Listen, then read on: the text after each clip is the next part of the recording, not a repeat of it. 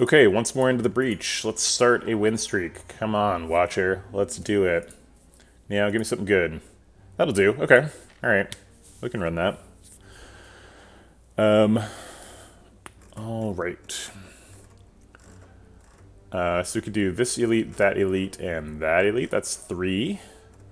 Looks like that's the only way to get 3. If we start here or here, we could get 2. Okay, we can get there doing our customary 3 hallway fight 2 question mark line. Seems good.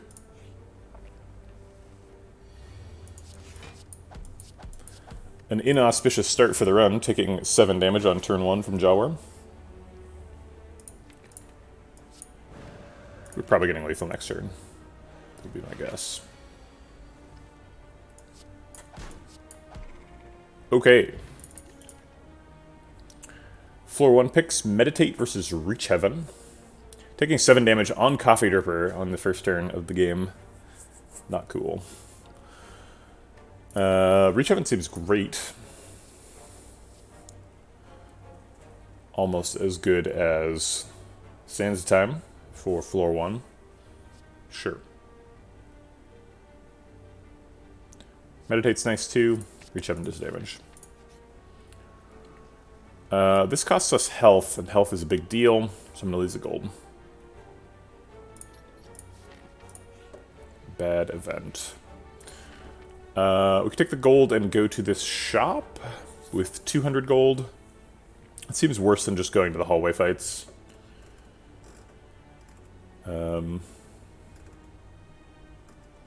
It would let us potentially never fight a hard pool fight, because we do a question here, and then this would be our second easy pool fight, and then there's no more guaranteed fights.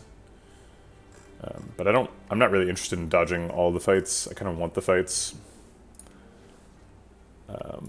Makes card remove more expensive too. And functionally we're only going to shop with like 130 gold, because we have to spend 75 of this. So I disagree. No thank you, Mr. Snake-O.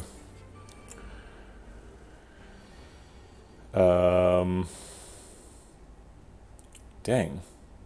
I guess we could use the Vuln pot to heal for 8 here. Seems worth doing. Is it though? We have to fight a Mega Elite in 2 floors. It's not like we're gonna fill up our potion slots. We take 10 here though. That's brutal. 10 or 2.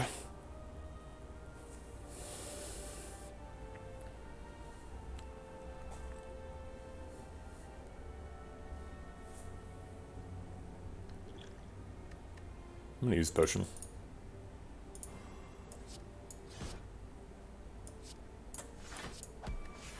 Vulnerable pot is probably gonna save us like 24 health in a Gremlin Nub fight, but it is still a potion. We have to use potions.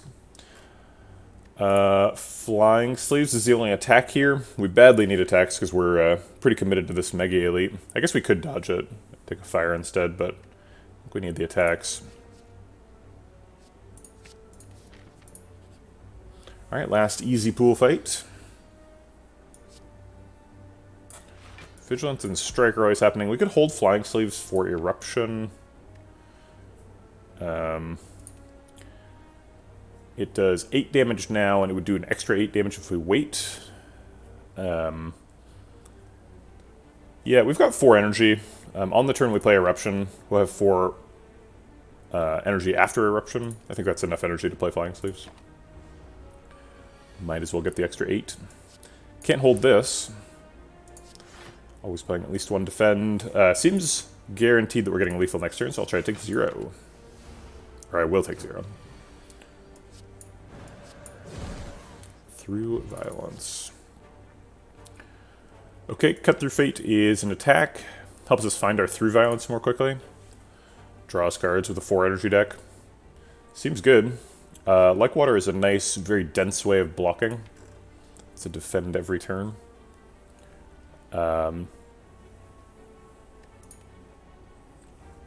Nothing about our deck currently says that we're going to end every turn in Calm. So I'm going to go with Cut Through Fate. Alright, let's do Mega Elite. Metallicized Log of Ulan. That's kind of the best case scenario.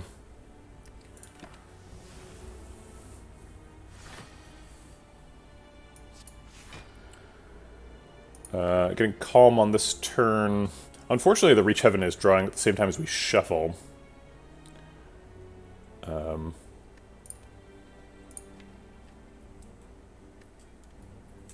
Yeah, I don't want Eruption to be on top if I Cut Through Fate. It's a 1 in 4 that goes really badly for us. I want to play Eruption next turn. So I'm not going to Cut Through Fate.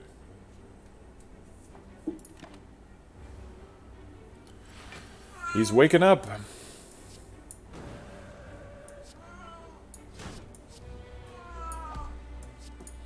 Hopefully that Through Violence can find its way to the top of the deck. Cut Through Fate can find it. Does 40 damage. 40 plus 14 is 54. Plus another 24. Seems lethal. He's at 71. 54 plus 24 is 78. Yeah. Okay, it's the last card. Tried to avoid getting in there. Bag of Marbles. Okay, so we're going to be a turn 1 deck if we can. Deus Ex. We've got a little bit of card draw already. Carve Reality lets us pay off Strength Scaling, which we don't really have any of yet. And Pray would be our first mantra card. A big problem with Deus Ex is that it's not very card dense, so it's bad against Time Lord and the Heart. Although those are largely challenges for later. We need to focus on winning these 2 elite fights perfectly so that we can kill Slime Boss. I think the main contender for that is Carve Reality. Gives us a lot of burst with Flying Sleeves, so we can hold the Flying Sleeves and the Smite, as well as the Through Violence. Actually, with Through Violence, Mantra is quite a bit better, because you can hold the Through Violence until it's Divinity time, then you can blow people up. Pray is not a great first Mantra card. You'd have to shuffle your deck quite a few times for Pray to pay off. And I think that might be a little bit too slow for a Coffee Dripper Marbles Watcher. We need to go really fast. A, so that we don't lose health during fights, and B, because our turn 1 has marbles on it. So I think the go really fast card here is Carve Reality. It also synergizes with the Retain business. Maybe we get a Blasphemy. We're committing to second Elite. That seems fine. First hard pool fight is super rough. Let's see if we can kill that Jawworm on turn 1. It's not likely, but it's possible. Okay, I'll take blocking out. It's a good outcome. Maybe should have used the pot instead of defending.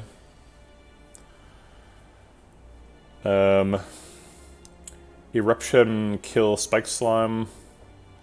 Set up for Jawworm. If we shuffle it Through Violence, it guaranteed is in the next hand, so all we have to do is kill Spike Slime and we have guaranteed lethal next turn. Which I'm pretty sure we can do both of those pretty easily.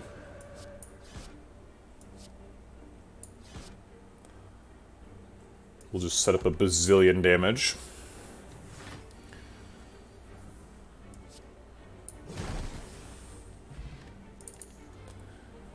Bowling Bash. It's good against sentries. We should be okay against sentries. Cut Through Fate's good for drawing past dazes. Reach Heaven is good in the fight, because you can just go into Eruption and kill a sentry from full health.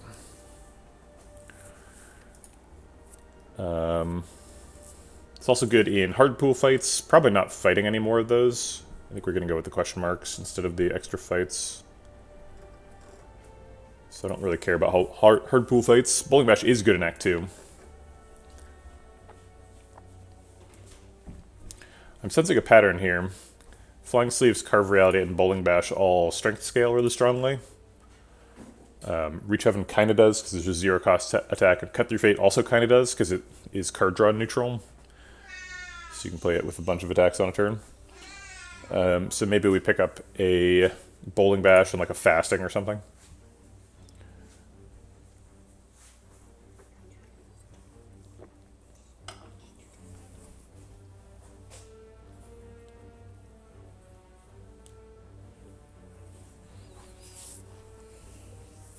We've received a cat delivery. Squawk to Table. That's the service here at Vegetablebread Gaming Studios Incorporated, LLC. Brought to you by Nabisco.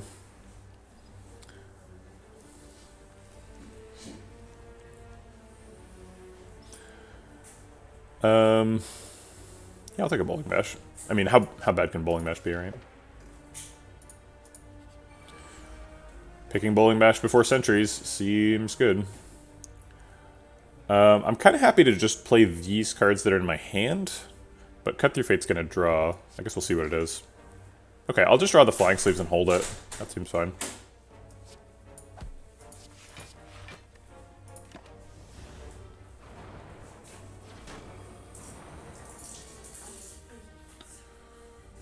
Okay. Bowling Bash hits for 21. So we can Bowling Bash, Flying Sleeves him to death. Or we could try to kill both. 21 times 2 is 42. That's his health total.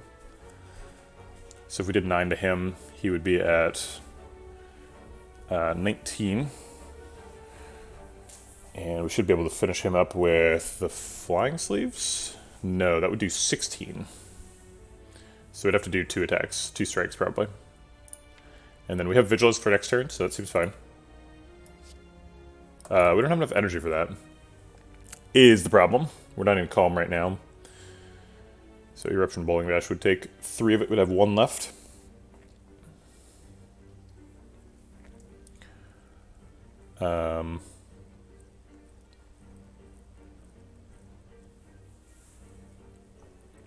Well.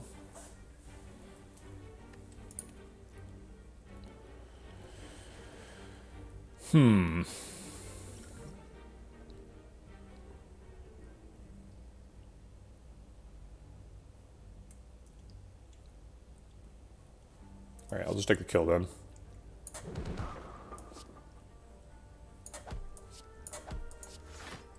Hold Flying Sleeves because we can.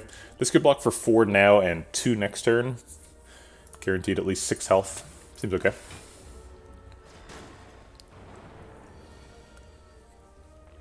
Probably 3 on a future turn as well. Vigilance is getting played because it blocks out. We have to choose between Reach Heaven and Carve Reality here. There is an Eruption in the draw pile, so if we Carve Reality, then we have the Smite ready to go on command. It's also a little bit more damage right now. Does 12 damage right now. Whereas if we Reach Heaven, we have a stronger attack shuffled. Like, Through Violence is significantly better than Smite, but Smite is in hand and ready to go. Which Through Violence is not.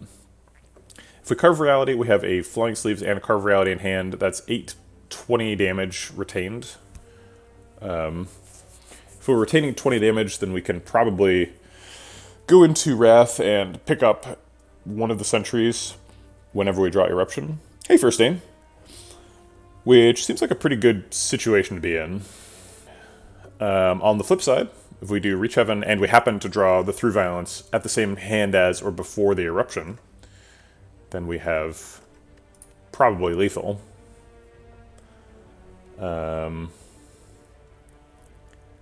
I think I'm going to settle for killing 1.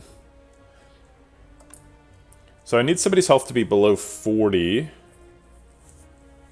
Do I? No, I don't. We'll just target this one. Okay.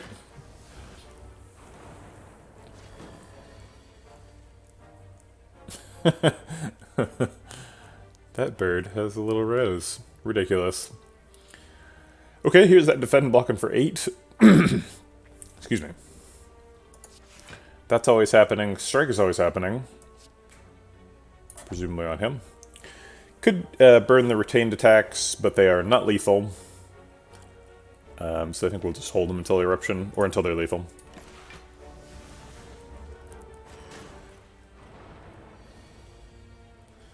Bowling Bash hits for 14 currently. I guess we'll set him up to die to whatever. And block out. There's the Eruption. This is probably lethal.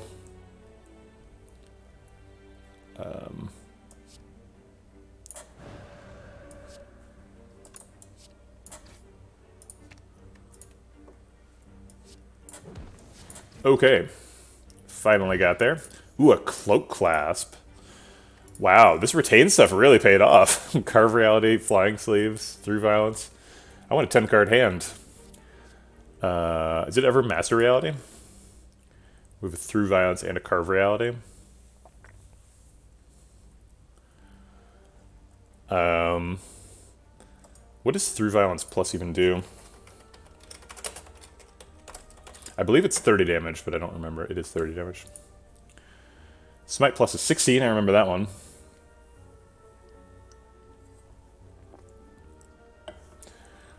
So if we took a Master Reality, we would get an extra 4 plus 10 damage per shuffle. Seems horrible.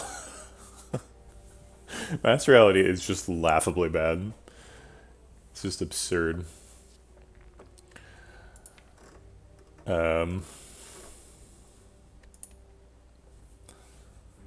Consecrate, Mental Fortress. Seems like we want to be doing turn 1 stuff.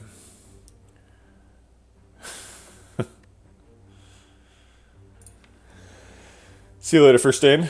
Have fun in that bush. I've seen that Homer meme like a million times. I think everyone has. But like, what was happening in that episode of Simpsons? What was Homer hiding from? I feel like a deeper understanding of the context of the meme would really amplify my appreciation of it.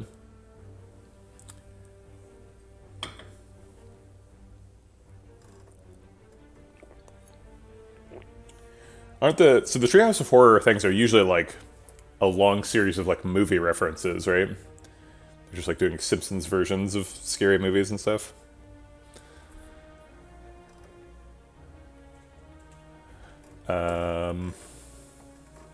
Okay, so the upside of Master Reality is that maybe we like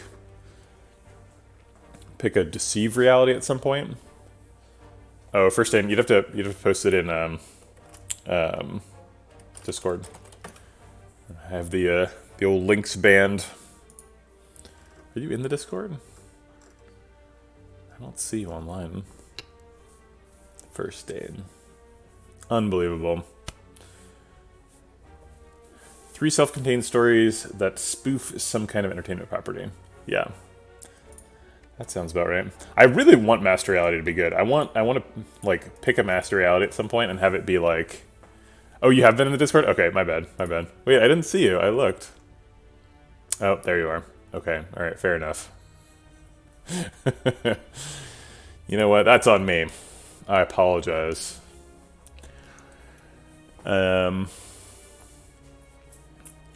But it just isn't good, and so I'm not going to pick it because I'm trying to win. Mental Fortress seems good. If we pick things like Mental Fortress and Rushdown, we can change stances a bunch, get a full hand, and block with Cloak Clasp. That justification suggests that I'm saying Mental Fortress leads to us having full hands. Is there any reason to believe that's true? Why would that be true? It's such an odd thing to suggest. I don't think... Yeah, there's no reason to believe that's true. If I already had a Rushdown... Like, if this was a Rushdown, sure, but it's not. It's a Mental Fortress. And, like, maybe picking Mental Fortress encourages us to pick Rushdown later, but, like, do I need any encouragement to pick Rushdown? I don't think I do. And Mental Fortress isn't currently good, so I'm not going to pick it. Consecrate is okay. We've got Coffee Dripper, so we've got a bit of extra energy. The only draw we've got is Cut Through Fate.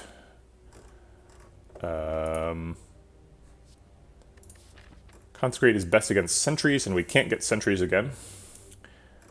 It's good in Act 1 hard pool hallway fights, particularly the Gang of Slimes and Gang of Gremlins fight, but we're unlikely to encounter those because we're going to a bunch of question marks.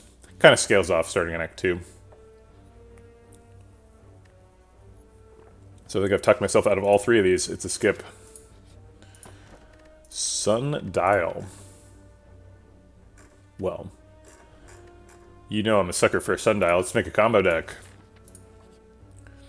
These two relics are like, draw every card. Yes, sir. Will do. Okay. Explosive Pot is good in the aforementioned AoE fights. Fear Pot is good against Gremlin Knob. Gambler's Brew, also good against Gremlin Knob. I think we're going to take the two Gremlin Knob picks. These are also good against Lagavulin. Explosive Pot's just not that powerful, comparatively. Okie doke. Right or left? Both of them get 2 fires, both of them get an elite. It's just 2 question marks versus 2 hallway fights. Hallway fights help us find Talk to the Hand and Wheel Kick and Empty Mind, Rush Down, all the things that draw all the cards that make Cloak Clasp and Sundial go. Question marks could be a shop. We could find, whatchamacallit, Deep Breath to cheat Sundial. If you get Deep Breath Plus, and you have one card, oh no, and you have one card that's not in your hand, does it shuffle 3 times? Because it shuffles once, right? Because the card says it shuffles. And then it draws 2 cards. Oh no, because it shuffles into your draw pile. So the first card, the draw pile, is not empty. So the most shuffles you can get out of Deep Breath is the same as the most shuffles you can get out of, like, Cool-Headed. It's 2. So yeah, if we go to a shop, we get a Deep Breath or something that draws 2. But Deep Breath costs 0. Cool-Headed costs 1. Also, Cool-Headed's a defect card. We're playing Lodger. Hey, I'm Nostalgic. Run's going okay. The runs so far in this stream have gone horrendously bad. We have lost like 4 runs already. Although, to be fair, 2 of them we abandoned after reaching the boss so that we could get the real Now options. This is not really a card-powered run so far. This is, we're looking at these 2. This is where we're getting our power from. So we want to draw all the cards, and we want to like blow people up on turn 1. This is a relic-powered run. We have some okay cards. Get a couple of retain things, which is helping our Cloak Clasp.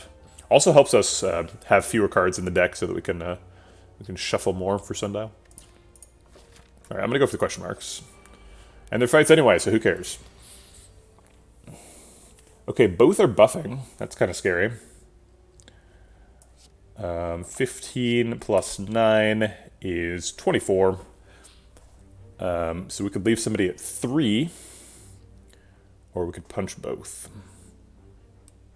Not much point in leaving anybody at 3. We don't have any attacks that do 3 damage. Leaving somebody at 14 makes a lot of sense. How do we do that? Punch him for 15, and he's at 12. Okay.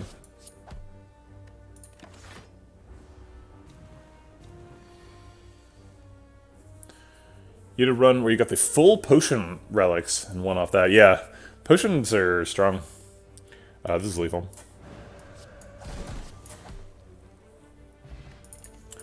Darn. We want card draw. Just Lucky's good with card draw, kind of. But I think we want the actual cards that draw and not cards that are good when drawn.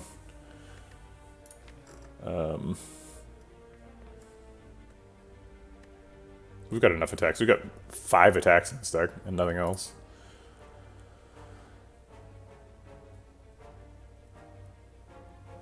Could take a Swivel. It's a block card. No, that's crazy. Strength Thought is pretty good. Got a Flying Sleeves and a Carve Reality. And a Bowling Bash. Lots of ways to scale our strength here. we have to take a strength bot, basically. Alright, I'll take that over Gambler's Brew. Okay, it is Gremlin Knob again. I knew it. I knew it would be. That cheeky bastard. Alright, let's show him what's what. Give me that through violence. Yeah! Okay. Unnecessary potion. That's fine. Tranquility helps us draw cards with Rushdown, but we don't have a Rushdown. Even then, like a Tranquility and a Crescendo in the presence of Rushdown are card draw neutral. We're looking for things that are card draw positive. It does say Retain on it, which helps Cloak Clasp. So we could pick it just for that. Yeah, that's true. We did play 3 cards.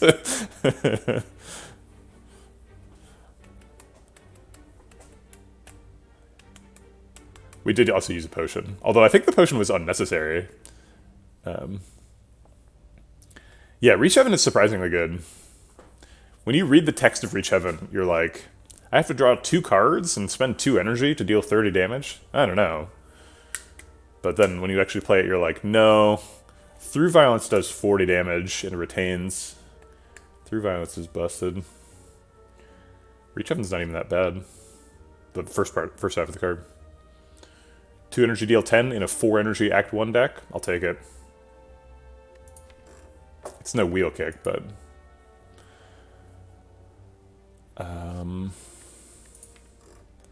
Tranquility or skip. 1 extra block per turn. It's an emergency stance exit. Combos with Rushdown later. Yeah. Not a huge fan of it, but I guess I'll take it. Looks like we are upgrading. Tranquility costs 0. Eruption gets decosted as well. Not a hugely cost-sensitive deck because we've got 4 energy. Carve Reality and Reach Heaven both have pretty garbage upgrades that just take the numbers a little higher. Flying Sleeves also has kind of a garbage upgrade. Bowling Bash gets a little bit extra scaling, which is nice. And Cut Through Fate, I think, is probably the pick here, scrying for an extra card. Helps us turbo through the deck and sundial more. Okay.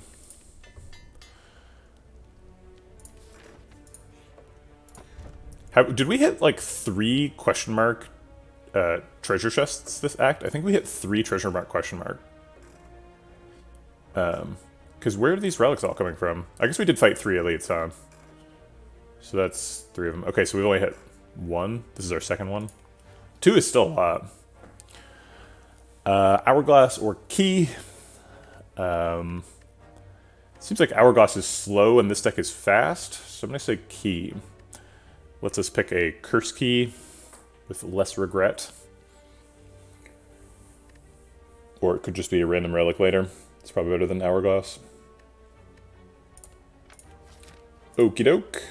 I will take another upgrade, please. What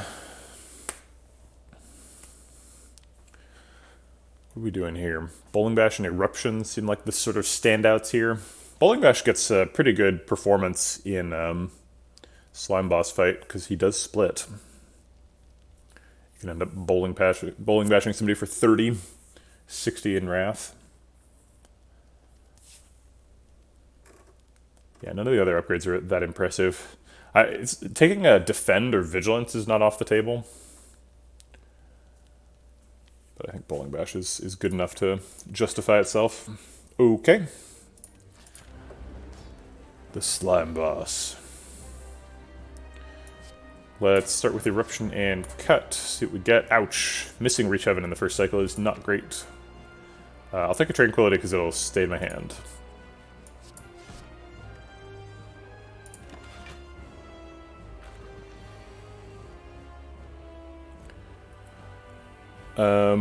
Let's see. So we want to do enough damage to put him down. Actually, maybe we want to split him this turn so we can Bowling Bash next turn.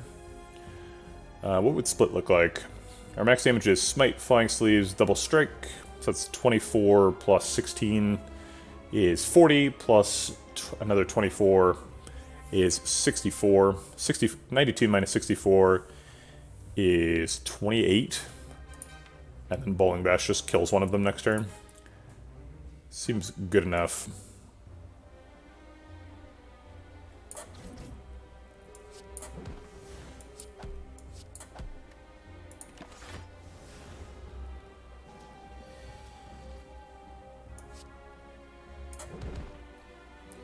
We could also do 24 damage to him, split him at 4.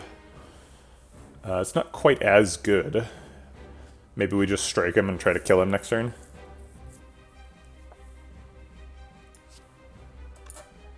Yeah, I think strike and try to get killed next turn makes more sense. I don't really want 2 little slimes attacking me. That'll be a perfect slime boss. Okay. Spirit Shield is unusually good. We've already got a Cloak Clasp, so we're highly encouraged to have a full hand.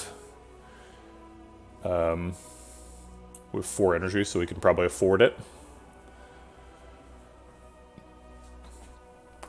It is expensive and slows down their cycle. Brilliance is okay, but we don't have any mantra cards. I don't see any reason why we would pick that here. Alpha seems slow and unnecessary. Did developers ever explain why Brilliance is a rare? Well, Brilliance is way above par for damage. And I don't know, it does something no other card does. It has infinite scaling. It has a unique effect. There's lots of reasons for Brilliance to be rare. I think Brilliance is an excellently designed card. I'm sort of curious why you think its rarity requires justification. It's not as game-changing as some rares, but it's sort of on the order of like Core Surge for Defect. This is a similar card. I will admit there's not too many just like rare single card attacks that don't meta scale. Or single target attacks.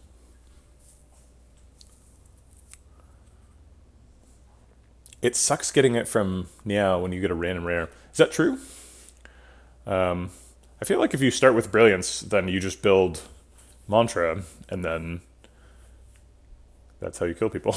It's like, it kind of tells you how to scale it, right? It's a fairly linear card. It's very easy to imagine Brilliance in Mantra getting damage caps. It's a pretty good card. I don't hate it. I mean, it helps you so much in Act 1 too. Just like 1 energy deal 24 damage is pretty outstanding. But by damage cap I mean doing 200 damage to the heart. The heart is the final boss. Yeah, you know what's up. Okay. Sorry, it's hard for me to keep track of what everyone's experience level is. I'm not normally a big Spirit Shield believer, but we didn't take any defensive cards in the whole Act 1. And we have a Coffee Dripper and a Cloak Clasp. So I think if there's ever a time to pick it, it's right now. So I guess I'll pick it. All right. We could take the I Hate Campsites build, get Coffee Dripper Fusion Hammer, and then just be sad whenever we go to a fire. It seems kind of scary. I think I'd rather get upgrades from fires.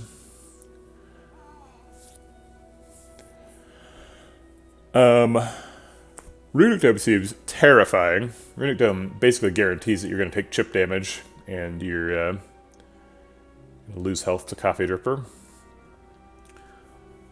And Sacred Bark with Duke Pot, Fear Pot.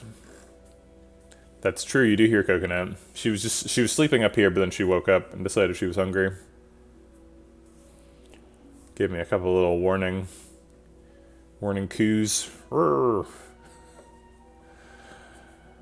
Are there any cards that have super important upgrades, either in the deck or that I would find? We probably want like an Empty Mind. We need that to be upgraded. Seems like a Deva form would be pretty good, but that doesn't need an upgrade at all. Bunch of Cut Through Fates, Wheel Kick. Wheel Kick doesn't really need an upgrade. It's just damage. At what point would you feel confident to pick Dome with how long you've been playing this game? I've picked Dome many times and have won many Ascension 20 heart kills with Dome, so I feel pretty confident picking Dome.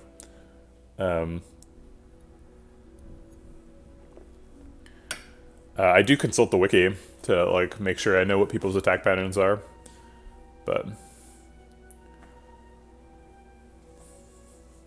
you know, that's fine. I'm happy doing that.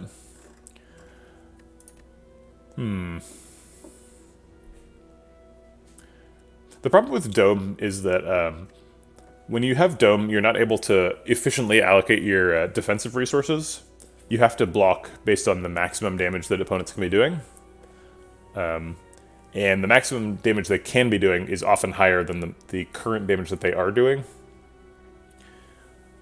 So if you have retained cards, which we're likely to have, like if we had a safety, like a Deceive Reality that generated a safety, we would spend the safety on the wrong turn. And we really want a Deceive Reality safety because we have a Cloak Clasp and Spirit Shield. So we want to have a full hand. So it's not that it's not an issue of not knowing what they can do. It's an issue of not knowing what specific random thing they chose to do. That's the problem with Runic Dome here.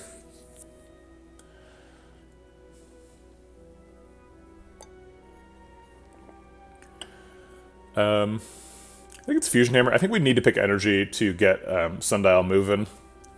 Get a bunch of energy for that. And this is the energy pick that doesn't make me feel sad on the inside. So we just avoid campsites, basically. If we pick Fusion Hammer. Maybe we get a lesson learned. I was really hoping for, like, a Empty Cage here, or Pandora's Box. Empty Cage would help us decrease the deck size for Sundial, so we can burn through it real quick.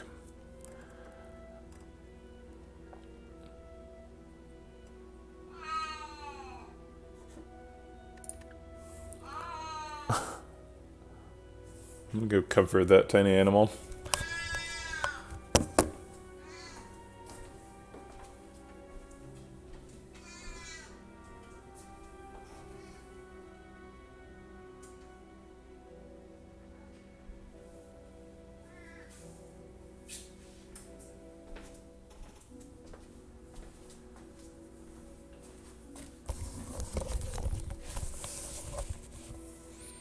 Carly gets to save her channel points. Get a free coconut redemption. Yeah, it's okay.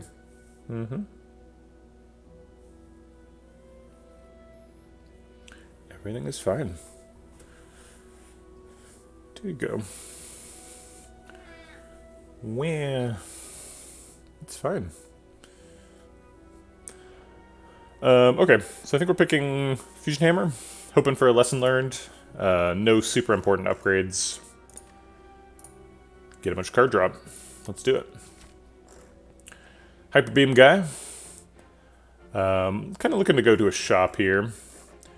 There's a couple of early shops. This shop's awkward because you have to go to this shop to get there. I think it's very strange that, like, on the floor after you go to a shop, you can't get a question mark shop. There's like a special little carve out in the code to make sure, like if this was a question mark, we couldn't, for example, this can't be a shop because there's a shop here, so we can't get forced into two shops in a row. So there's a little carve out for that, but then it'll also just like put shops right next to each other, like from randomly. I guess they can't be placed like directly adjacent to each other, but like this is way too close for two shops to be. Like you have to go to this shop to get to that one, and you never want to do that. So I think we're probably going to go this way. It gets us a bunch of question marks. Gets us an early shop. It's potentially a 4 elite path. 1, 2, 3, 4. Probably won't end up doing that. Might end up going through this like question mark and fire instead of this elite.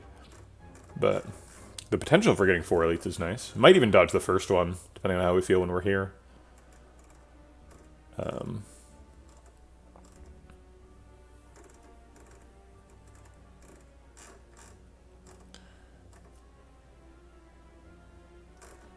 we went that way, we could also get 4 elites. Now we get an extra fire, actually, because this way we have to skip the fire to get the elite. This way we get the fire after the elite. We do an extra fight instead of a question mark. Actually, that's not true. These both have 2 fights and 2 question marks. So we do the shop a little bit later. I guess later shop is better, right? We get more money before we get there, assuming we don't get robbed. But I don't think we're likely to get robbed. So yeah, this path is strictly better, almost. Alright, so let's do that. Speaking of getting robbed...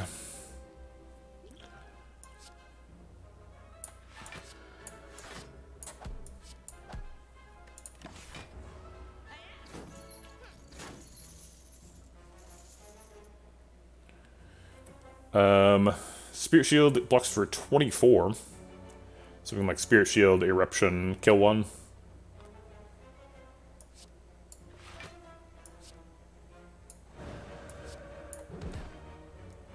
And then do whatever because we're already blocked out. Hold the Flying Sleeves for lethal next turn.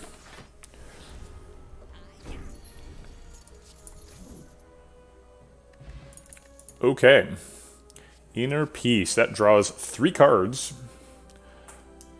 Gives us a more consistent rushdown availability. Inner Peace and Cut Through Fate is a infinite combo, if I can get our deck down to 11 cards, which it doesn't seem likely that we can do, but still. The downside of Inner Peace is a lot of the time it doesn't do anything. It says draw 3 cards. I think we're taking it. We can't upgrade it. That is a difficult part. We've got 2 enters. This will be our 3rd calm enter. Okay. Chosen.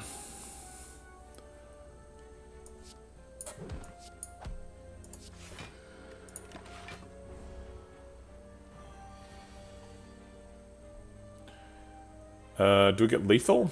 If we, Vuln Pot, or Fear Pot? Fear Pot, this would do 13. This would do, let's see, 16, right? 12 plus 6, 18. 13 plus 18 is 31. Smite would do 36. 31 plus 36 is 67. Strikes will do 18. Yeah, is it lethal without it? 9 plus 12 plus 24 is 45. Plus 24 more. 45 plus 24. No, it's not lethal without. Okay. Yeah, otherwise we're taking 12-ish damage with a Coffee Derper, and I don't want that.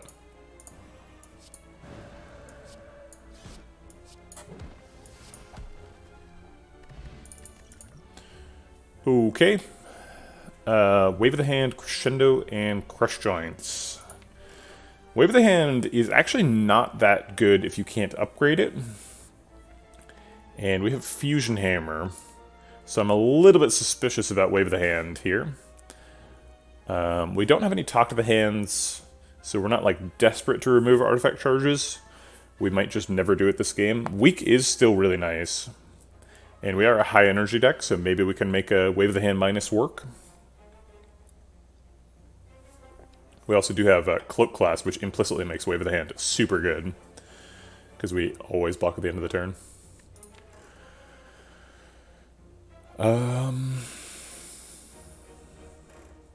was kind of hoping to make this a small deck so that we could do Sundial shenanigans. Thanks for the raid, Flintlock. Welcome to all of the Flintlock raiders. Just doing a Watcher run, trying to blow people up on turn 1. Bag of Marbles, Coffee Dripper.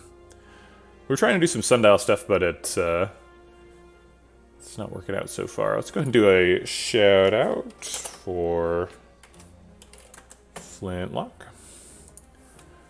Appreciate the support.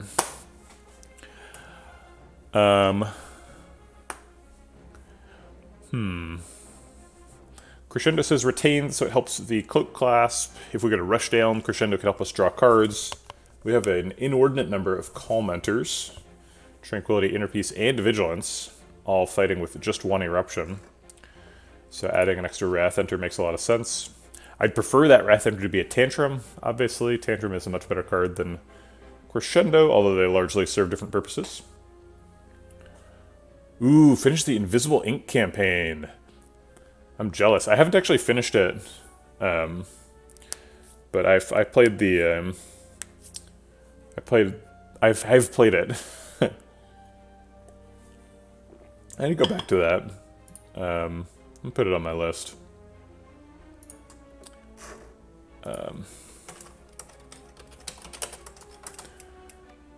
You played it on stream?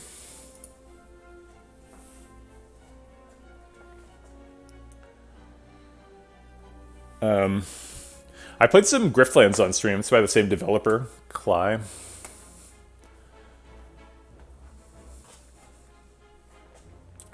Very exciting stuff. I am developing a roguelike myself, so I should definitely be more familiar with the marketplace. That's a continuing struggle. There's so many. So,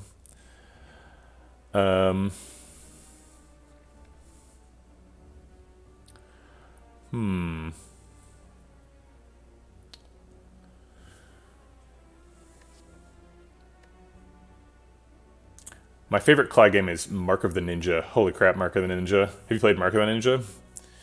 Jesus Christ. I can't talk about it. It's like everything I want to say, I can't. Ugh, so good. What a game.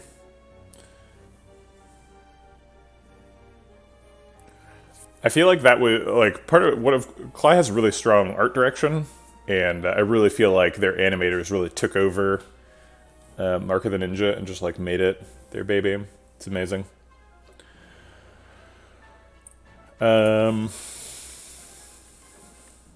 kind of like having a bunch of commenters. We've got a Inner Peace and a Sundial, so I'm not, like, desperate to get more Wrath Enters, at least not until we get a rush down. So I think it's Wave of the Hand or skip here.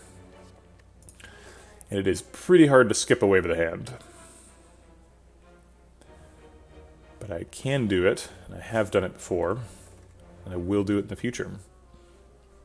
We've got Bag of Marbles for peeling off artifact charges already. So the Wave of the Hand is going to be able to land potentially in challenging fights like Donu Deka. Thanks for the follow, Ferris Flare. Appreciate the support. Welcome to the Vegetable Patch.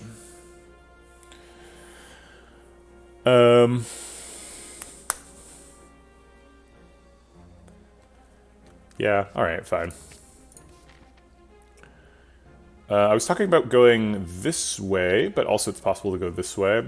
Yeah, I think we're gonna get the extra fire here. I don't see any reason to deviate. Ooh. That's a lot of money. It puts a little bit of pressure on our card remove cost, because we have to pay to remove the regret, right? We only have to take it through one question mark. It's so much money.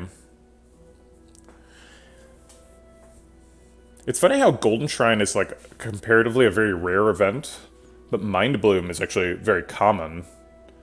And Mind Bloom basically does the same thing as Golden Shrine, except you get 1,000 gold instead of 275, and you get 2 curses instead of 1. But normality is worse than regret. Alright, see you around, Ferris Flare.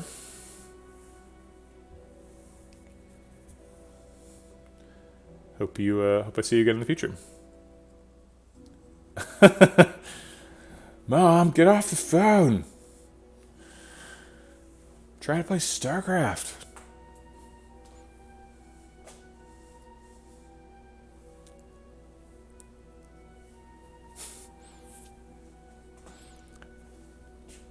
Does anyone else have that experience where, like, I was literally playing StarCraft with the kid across the street, and so, like, my modem was making noises, and I could literally, like, somebody else, like, once a week, somebody else in the house would, like, pick up the phone and start dialing numbers, and I could, like, hear it, because it's all on one phone line. So, like, my modem would start making the...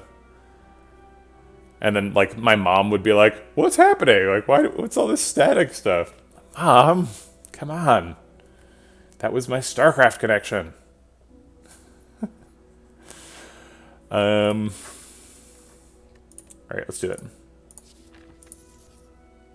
Oh. Okay, I guess we're not going to the storm. We're going to 2 question marks. Alright, fair enough. You had the opposite. Pick up the phone when somebody else was online and heard the sound of the Matrix. Yep. Gotta be careful with that, or else you'll decompose into a bunch of bits and get sucked into the cell phone. So we're probably doing the card remove on the regret. There's a purity here that helps us proc our sundial.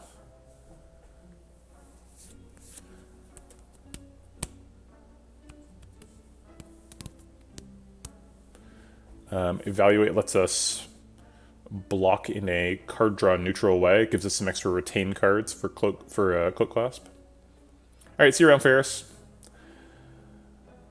All right, let's start with the card remove. Maybe we are going to 2 shops in a row. We can just go to another shop. We've got 500 gold. Is it ever 2 stores for the removal? You're trying to do sundial things. Yeah, that's kind of what I was just thinking. Click a purity and go to another store. We'd go to the other store with 406 gold. That seems like plenty. Or we could, like, buy a Torii here. Torii's pretty good. Mango's not bad either. It just doesn't seem necessary, though. Yeah, I think we're no on all the cards. We don't want potions. I think the only thing we want here is purity. So then we should go 2 shops. Here I was talking about how these 2 shops are too close together, and I'm actually going to 2 floors in a row of shops. Ridiculous.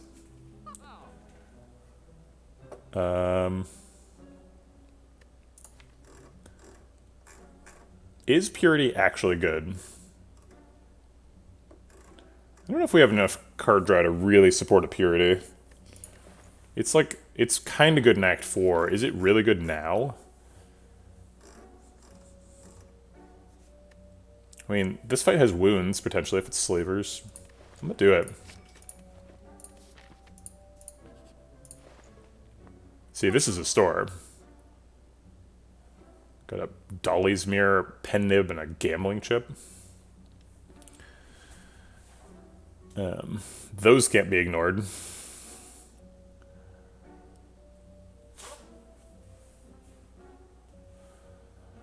So if we buy the gambling chip, we've got sub 100 gold left. Not enough for a flash of steel even. Wish is on sale. Cut through fate, flash of steel, both draw cards. Foresight helps us scry through the deck, get sundial procs. Find the through violence.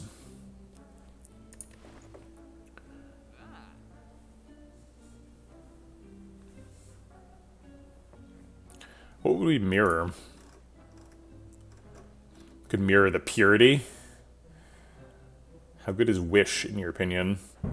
The best thing about Wish is that you can take the 25 gold and metascale.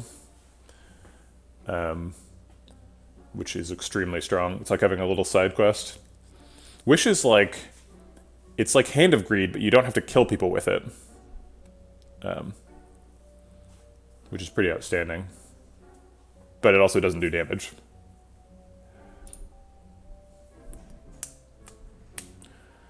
We can't afford gambling chip Wish, right? That is... Actually, wait. Yeah, that's correct. That would cost 419. Off by 3. So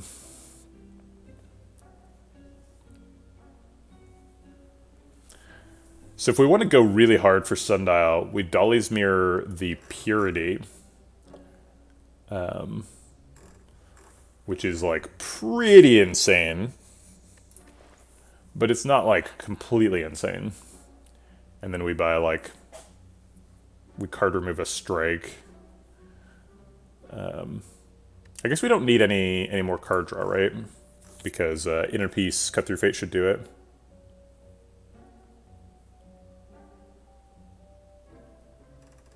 Well, we paid 107 gold for the original Purity, so it's not actually that expensive. It's only 40 more.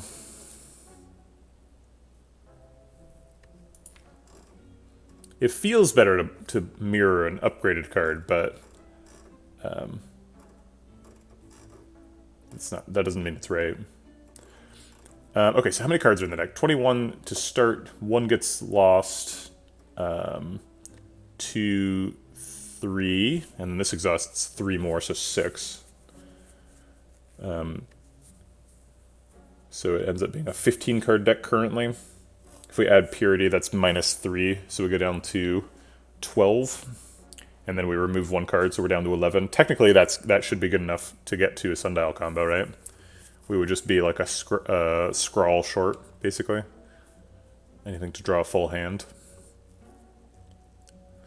Hey, Sixu. You were eating lunch. No, we did not win yesterday. We got killed by orb walkers. Which was really unfortunate. Yeah.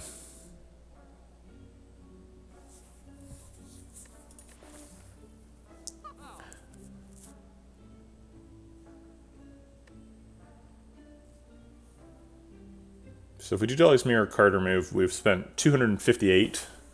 So we'd have like 150 left. Could buy Wish as well. If we're buying Wish just to metascale, we'd have to proc it on at least 4 floors before it pays off. And even then it only pays off 19 gold. 4 floors is not that many though. We're only on floor 22.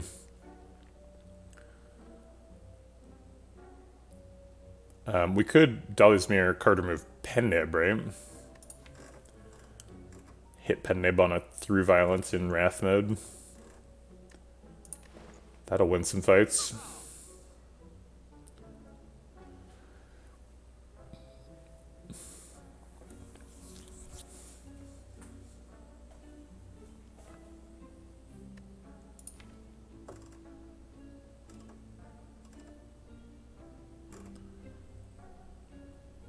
The Inner Peace Cut Through Fate combo is not block positive against the heart, which is concerning. If Flash of Steel was Finesse, we could do that instead.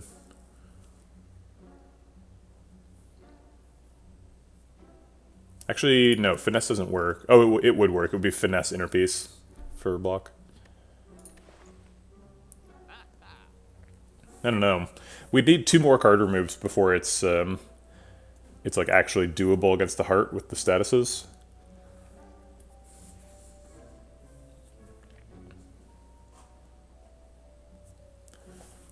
Seems like a stretch. So maybe we just take Gambling Chip.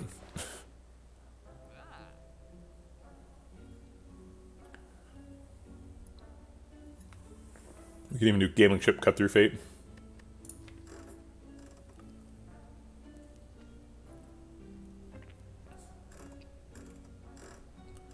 Gambling Chip like helps us set something up, but it's not really clear what we're setting up. We're like a pretty good turn 1 deck though with marbles. We tend to be blowing people up. So I guess we're just setting up lethal with Gambling Chip.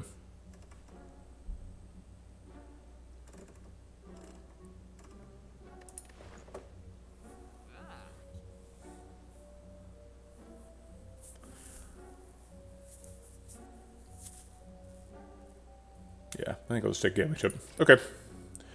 Cut Through Fate or no?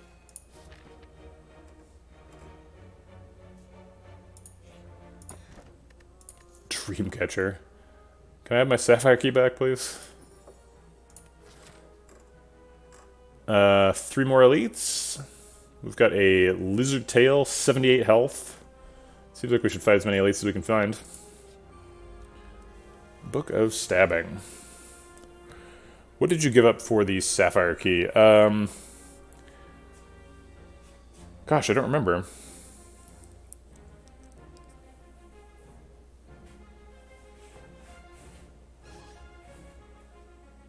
I really don't remember. Man, how can I just not remember at all? Usually I, like, agonize over those decisions. It's completely passed.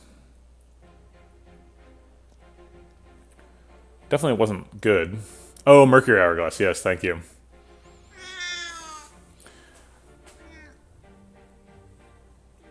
Definitely better than a Dreamcatcher. But it still isn't much.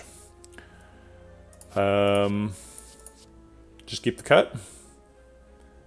Yeah, that seems fine. Do we get lethal?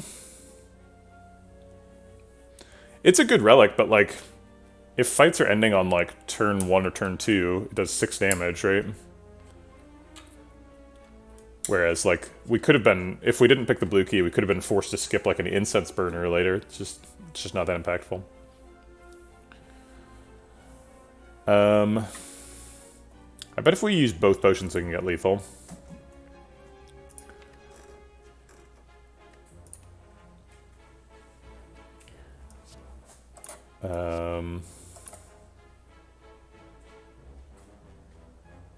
This round's better. So we'd probably like Eruption, then Tantrum, then Cut Through Fate and try and find Tantrum again. Bowling Bash.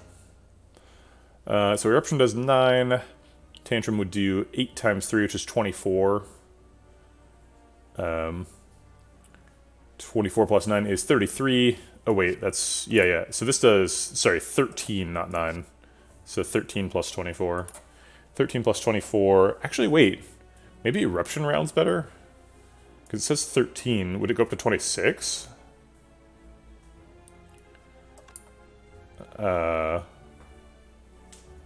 It can't possibly round better than Tantrum. Oh, wait, it can. Tantrum actually rounds pretty poorly. Okay, so we do this first. It does 12. And then we do this. It does 26, I assume. Something like that. Let's see. No, let's not assume. 18 plus 9. So we do 27. So, okay, 12 plus 27 is 39. 39 plus 30 is 69 plus, this would do 24. 69, which is nice, plus 24 would be 93.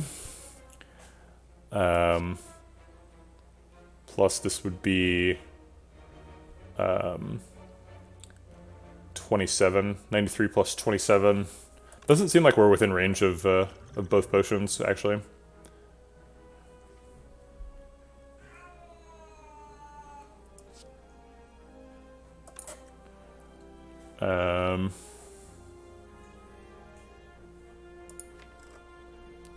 We could get something with Cut Through Fate that would get us there. Carve Reality, I think, is the max damage.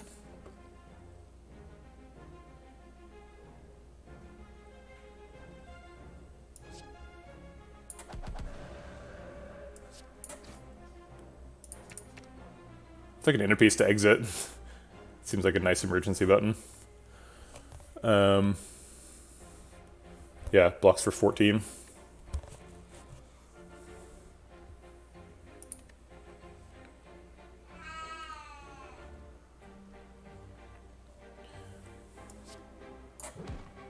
Do we dupe pot the Flying Sleeves? It's 24 damage.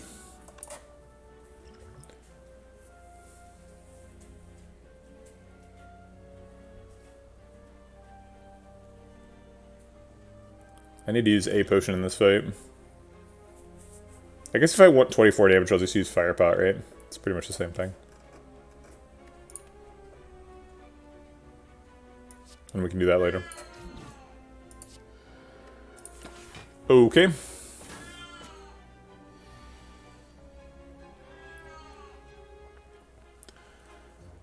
Reach Heaven, Cut Through Fate could get it. But it's up against Tantrum. Probably just blocking this turn. Wave of the hand, defend, Purity or something. Maybe Carve Reality and Reach Heaven. Carve Reality and Reach Heaven costs 3, so I'd only have 2 energy left over. Wave of the hand, double defend also costs 3.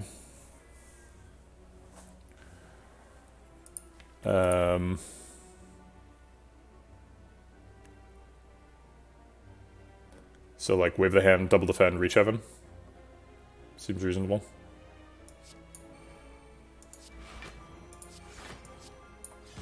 We do take 1, but that's fine. I didn't realize when I bought it, but Purity is actually pretty bad with Cloak Clasp, because you like clear out your hand from having anything useful.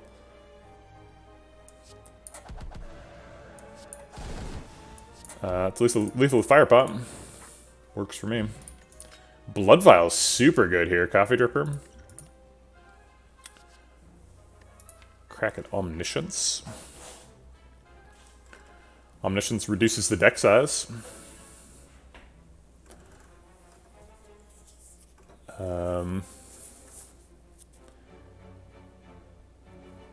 If we get like a Talk to the Hand, we could Omniscience it. There's no super good Omniscience target right now. Probably best is Eruption.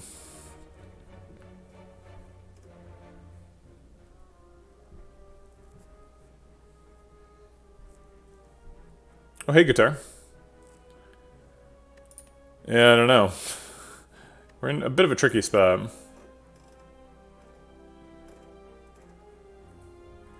Got a lot of basics here. I kind of wish there was an Act 1 event that removed all strikes and defense from your deck. And if you get it on, like, floor 4, you're like, do I survive this? Oh no, yeah, we've done, this is like our 4th run of the day. Omniscience just seems good in a 5 energy deck. I don't think we need to think too hard about this. Okay.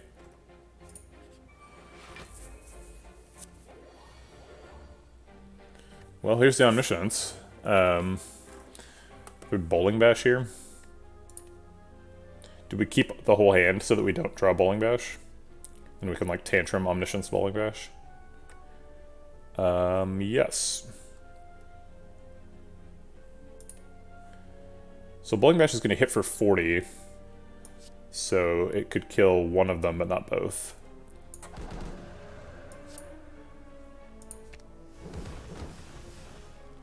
Darn, wrong order.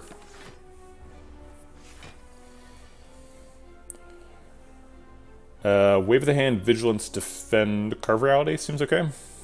I guess Carve Reality first. That actually does weaken him.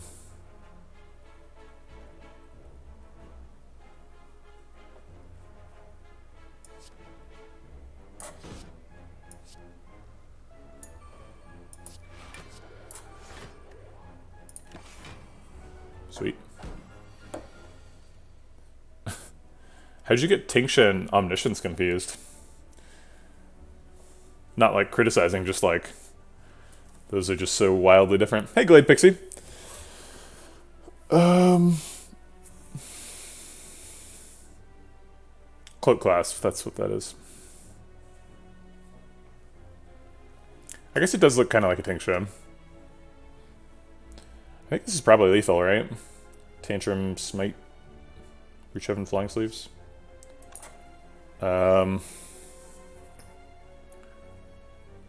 Is there another Pixie? I thought just Glade Pixie was the Pixie. Who's the other Pixie?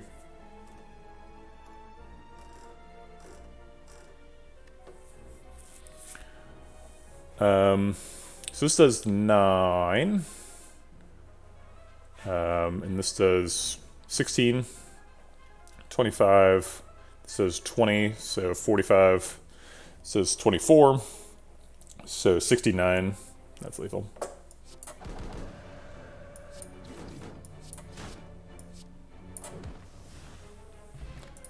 Okay. Crescendo again. We're missing our Rushdown. Ooh, we could Omniscience or Rushdown in this deck. That would be tasty. If we find a Rushdown. Bowling Bash and Fear No Evil don't seem necessary. Fear No Evil sometimes is a part of these kind of decks, but we already have a Inner Piece, and we're trying to keep the deck somewhat small. So I think we're going to skip that. Crescendo doesn't seem necessary with a Tantrum. Tantrum's a lot of Wrath Enter.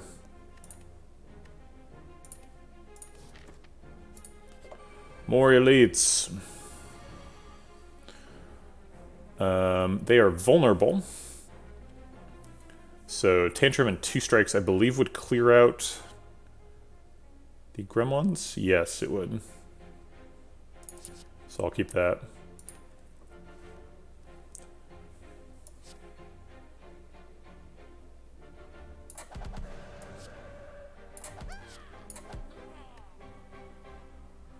Guess I should have kept the other strikes as well. I was hoping to draw something better. Might as well Smite now while we're in Wrath. No reason to hold it particularly. I mean, I guess Cloak Class, but energy. We could Omniscience a Bowling Bash.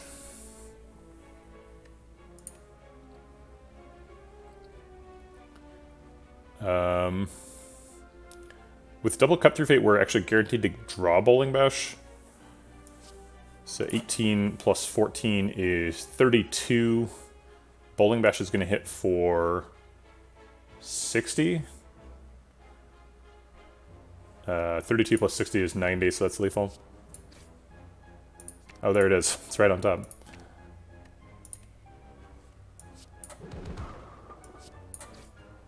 I'll take a Through Violence as well. Just to threaten these mad gremlins. You think you're mad.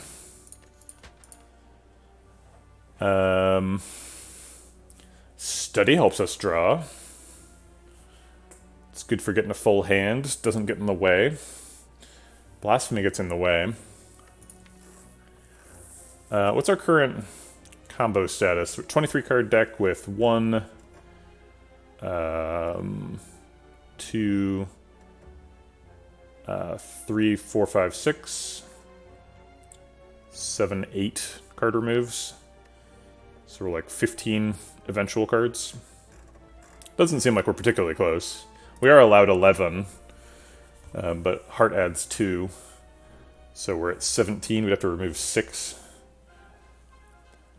I think Study's just like good anyway, though. We don't have to be an infinite combo for Study to be good.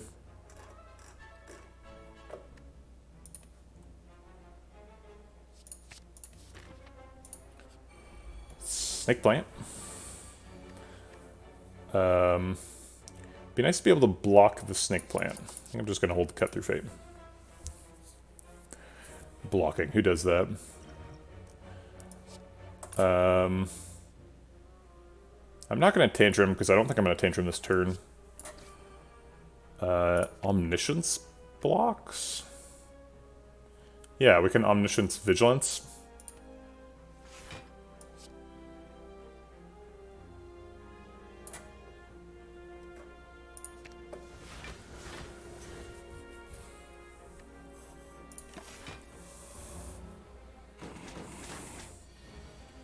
Still lose the buffer, obviously, but...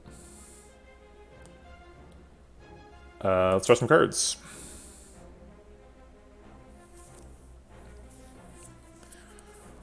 We can wave, defend, plated armor,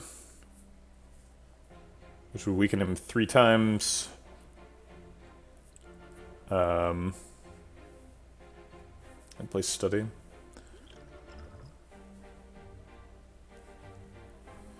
End up blocking for 4 at the end of the turn, plus 4 from that, so 8.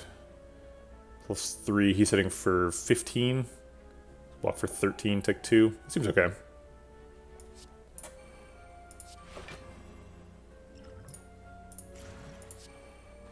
Actually, I'm going to restart the fight, and if we're going to use the potion, I didn't consider using the potion on 1, but using the potion on 1 would have saved the buffer.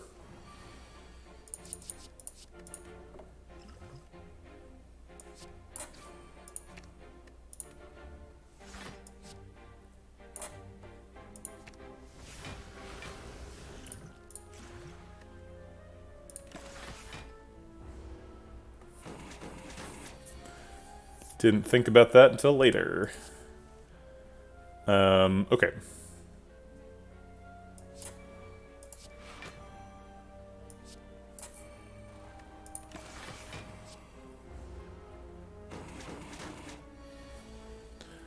Okay. Seems like it's time for us to attack, because he's doing his thing. We've got an eruption in hand. I don't really want to redraw eruption, so I'm going to insight before eruption. I kind of do want to redraw carve reality, though. Those are at odds.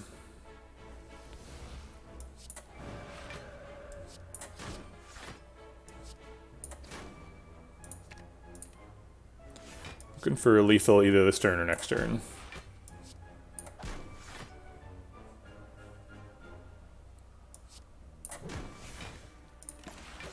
Okay.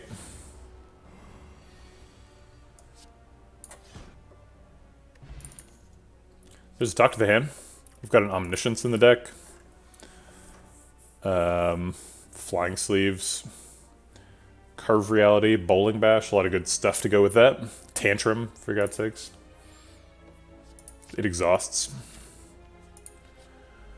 Okay, more elites. All of the elites.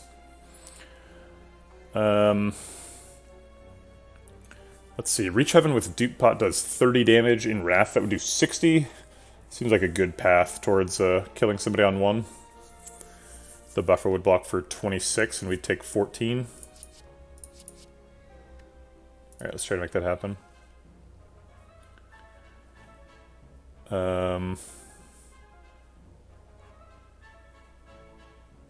Okay.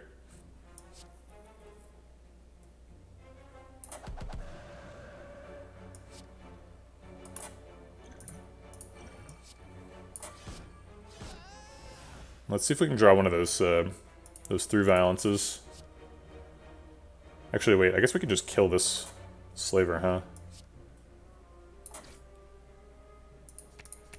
Give me that through violence. Nope. Alright, and buffer takes that. Hopefully we get lethal next turn. We could omniscience of through violence. That's gross.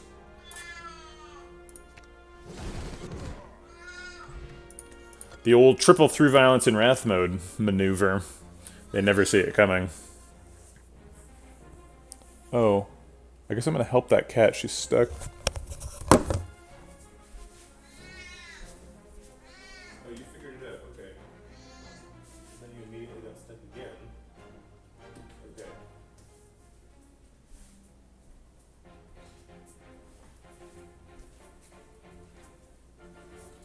Do we need to trim your claws? Yeah, I think we should probably trim your claws. We haven't done a very good job trimming her claws recently.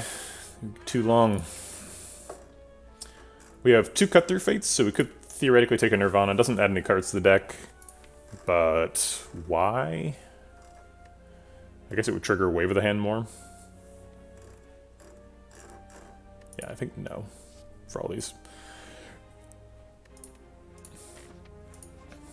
Okay. The glorious Proceed button.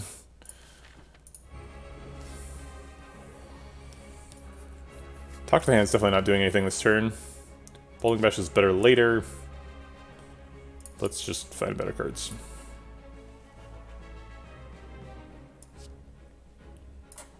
Alright, I guess this is the best we can find. We can use these Bottle Miracles for block. That's pretty fun. They're both stealing. They're taking Omniscience and one of the uncommons. There's a lot of them.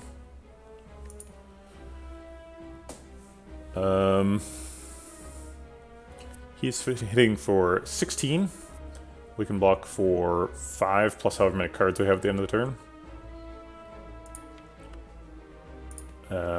Let's see what Cut Through Fate can do. Tantrum for damage. Omniscience could hit Study.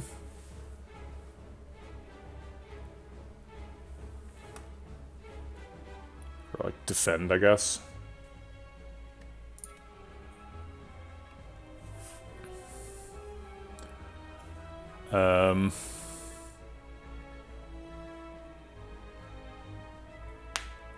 guess Omniscience defend. No, we can't play Omniscience defend.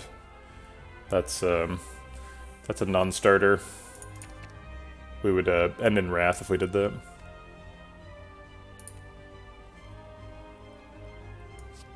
I guess we could Tranquility Innerpiece to draw more cards.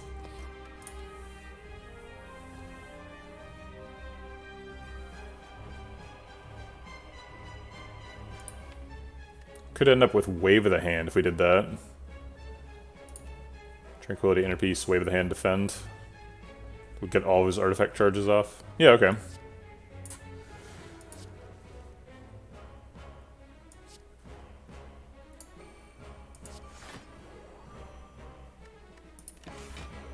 Oops, I'm gonna restart the fight so I can drink the Bottled Miracle there.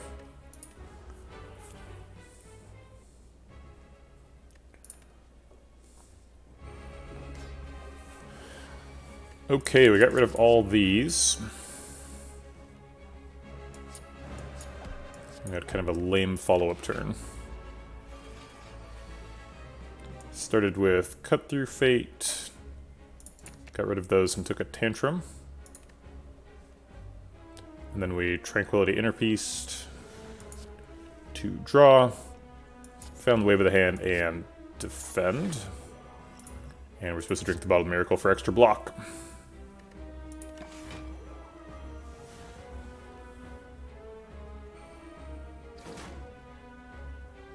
I guess that didn't matter. Because he took the buffer with the same amount. He stole Reach Heaven. He stole Study. We don't really need either of those.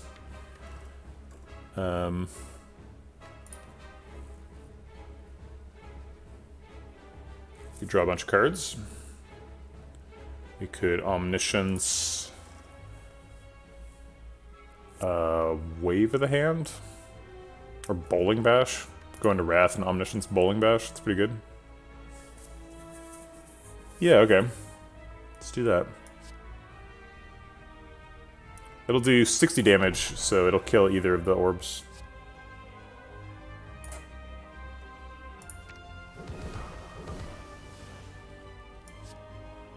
Tried to kill both. Didn't quite succeed.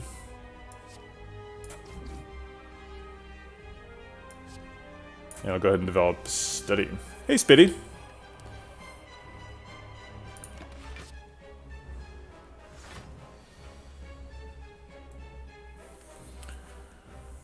Alright.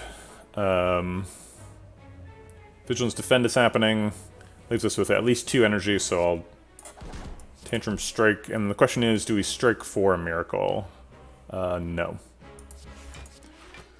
Rather block for 2.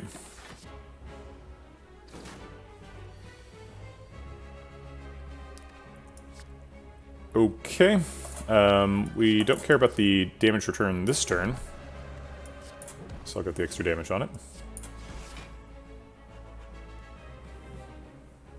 Let's go ahead and Insight and find some more ways to spend energy.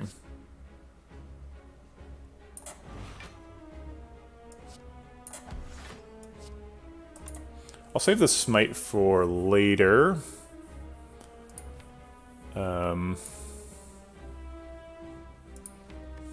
I kind of want to Purity the 2 defends.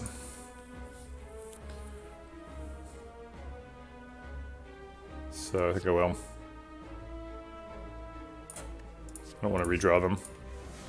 Or the Purity itself.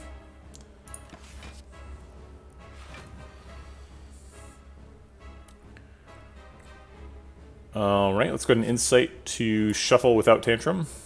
Get some extra energy. Vigilance is key.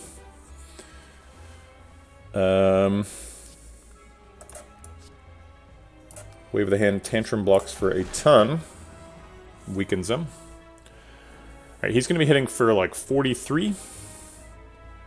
And we need to actually block that.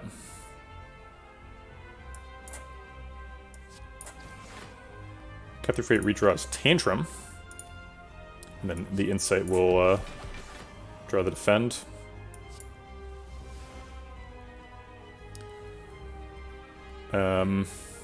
Toss in a Smite while we're mad. Or we could save the energy to block a little bit extra. Yeah, I think we want the max block this turn, so I'll Vigilance Defend. Hold the Miracle.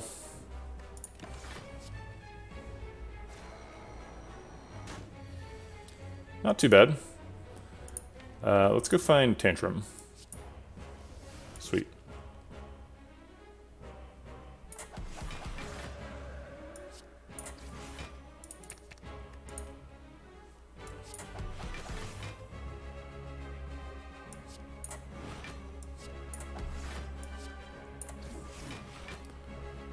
I don't know if we're getting lethal next turn, but it looks like we're on our way.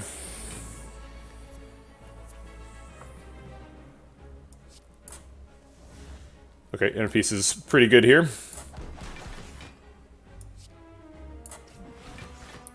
I guess it's not necessary. Okay, great. There's a scrawl. Lesson Learned is also pretty great in a Fusion Hammer deck. What would that hit? Purity. Purity would be a big hit. Talk to the Hand, Tantrum, Omniscience. Tons of good hits. Wave of the Hand. Toss a stick and you're going to hit a good card. So Lesson Learned seems strong. Scrawl's good if we're trying to be a combo deck. Which we keep flirting with, but we're pretty far away from actually doing. If we pick Scrawl here and get a empty cage or a Pandora's box into a bunch of powers or exhaust cards, we could do it. It's really pretty much only Pandora's box, though, I think. So I'll grab the Lesson Learned. We're on floor 33, so there's not a ton of time for this to pay off. But we need every upgrade we can get, so I'll take it. All right, no Pandora's box. We should take Busted Crown. I think it's pretty unlikely we're going to want more cards. Prevents us from finding a second Talk to the Hand, but that's not really necessary. Choker seems pretty bad. We could get choked pretty severely with Cut Through Fates and Omniscience and stuff.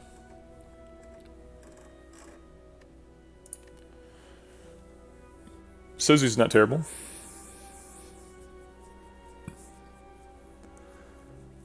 I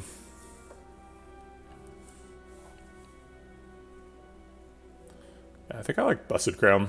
I don't want to add more cards. I want to remove cards. Busted Crown's bad with Dreamcatcher, but Dreamcatcher is already completely cancelled by Coffee Dripper, so that part doesn't matter. Busted Crown does kind of kill the dream of Tesseract into more Purity, which would be a way to get the combo.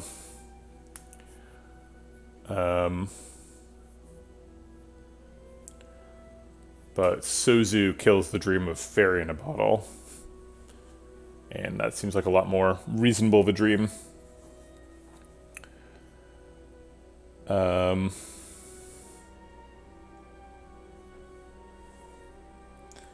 Yeah, these are all energy relics.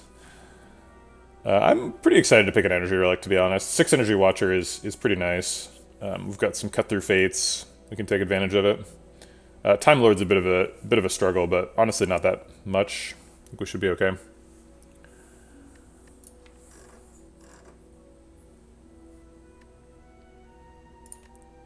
Yeah, I'm going to grab a Busted Crown. Okay. We might be dodging Time Lord here. He didn't show up. We've already got the Triforce, so our pathing is free. Oh, I thought this line connected, but it does not. We can't go from here to here. Those are on the same floor. So Max Elites is 3. This does it. Looks like that's the only way. Yeah, it is. Is that an okay path? It's not bad. Do these 2 question marks before that first elite. The shop is kind of awkward. I'd rather just like save my money for an Act 4 shop at this point.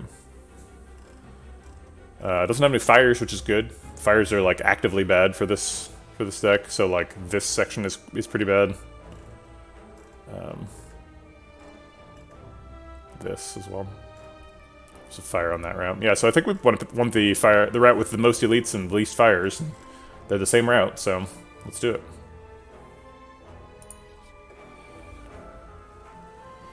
Dirklings. They are hitting for a lot. Let's try to find some block.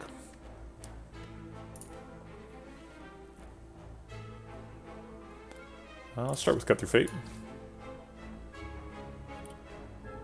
Lesson learned, very hard to proc in this fight. I'll just take a full pass on these. Ha! Alright, we've got 5 energy left and 5 energy worth of stuff we want to do.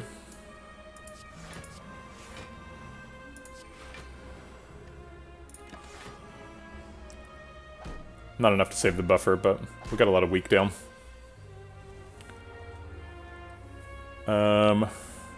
Okay.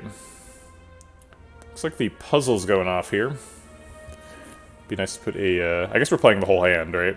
We have enough energy. Except for maybe the flying sleeves. Yeah, I guess I'll hold the flying sleeves for, Wrath. And for, block down.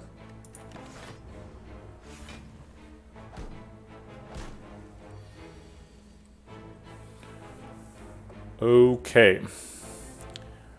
He is at 67, so we could Eruption Bowling Bash him to death. Omniscience only has 2 targets, but one of them is through violence. Okay. So if we Omniscience through violence, it hits for 40 twice, so it either kills him or damages him and kills him. Either outcome is good.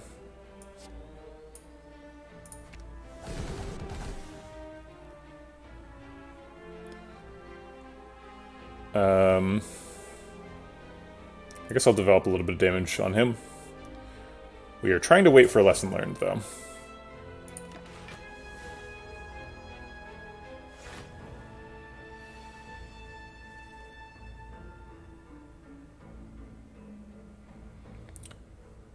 We could Inner Peace defend, or we could just kill him. Inner Peace defend means he hits for 11, we block for 5 plus 5, so we block for 11. We take 1, but both of these guys get back up.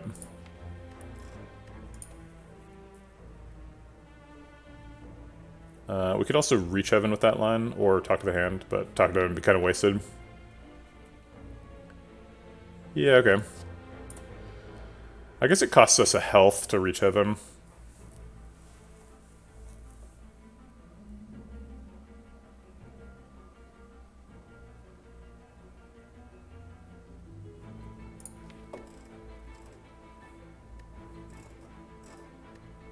It also could put a card between us and lesson learned. I'm gonna not do it.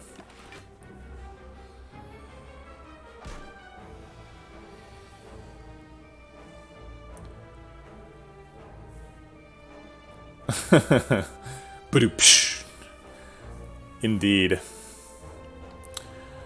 Smite does 24 in Wrath. So could we kill both of them? Kind of depends on Cut Through Fate. We have lots of exits though, so let's just focus on killing one of them.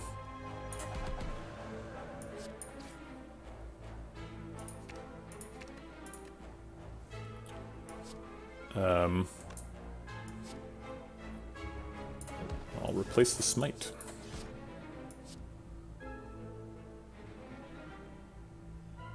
Do I want to be in Calm? Maybe I want to be in Wrath for in case I draw a lesson learned. Yeah, he's going to have armor next turn. I guess I'll have lethal even if we do draw it. Yeah. Okay. Because we have Smites and Flying Sleeves. Smite and Flying Sleeves. Gosh, where the hell is it? I guess I can look for it. I think we're just taking lethal if we can't find it this turn. So it's a 1 out of 4. Yeah, I can't take 17, right? Maybe we killed the wrong target. He did have 4 strength. Yeah, we'd have to take... Oh wait, we have, let's see, 3, 6, 8 cards in hand. So we'd be blocking for 12 with defend. We take 5. It's not terrible. But they both are getting back up again. Yeah, we try to start as we can, but no lesson learned this fight, unfortunately. Nope.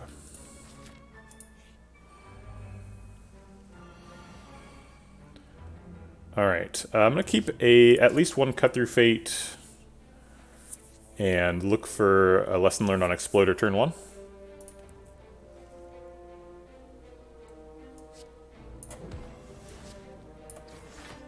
There it is.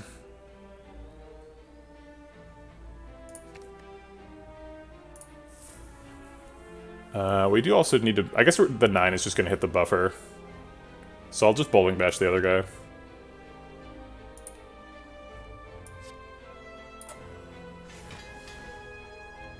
Okay.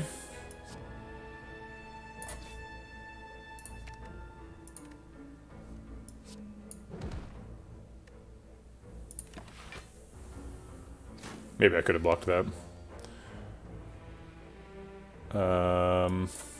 Guess I'll get study down.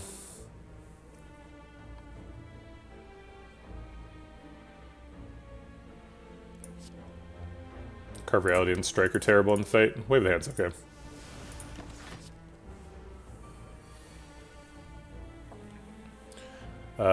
Vigilance blocks out, but not enough to let us play any of these attacks.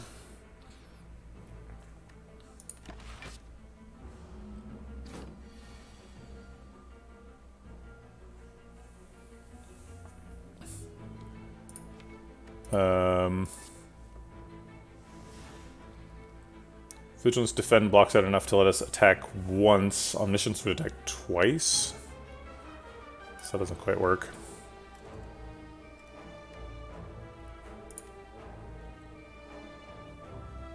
We could play Eruption.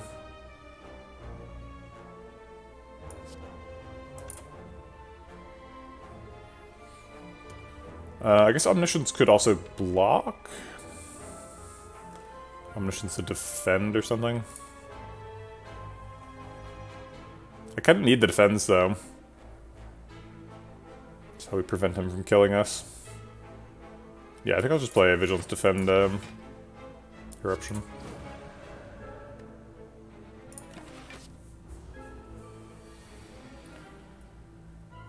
Okay.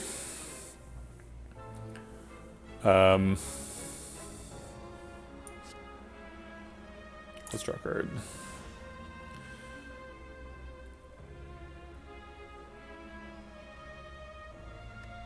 Wave the hand, double defend, blocks out easily.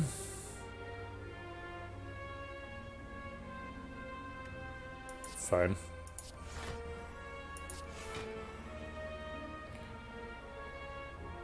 Oh, we need to, I guess we don't need to be in Calm. We're blocked out. I'd rather be in Wrath, so I'll stay there.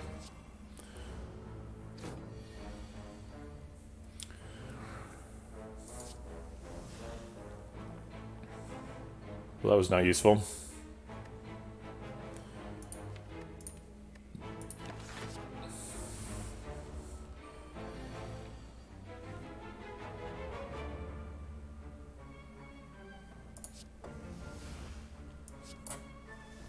We don't have infinite time here.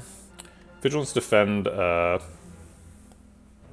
blocks the whatchamacallem, spikes, so we can develop a Reach Heaven, which does 20 and then develops the lethal. It only does... We go to Calm though if we do that.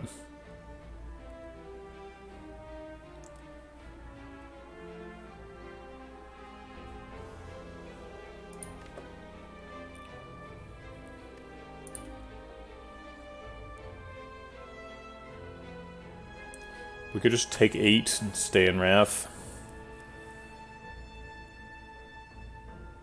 I guess, yeah, if it does 20 this turn, or 10 this turn and 20 next turn, it's not lethal. Gosh. It's okay, I'll be patient.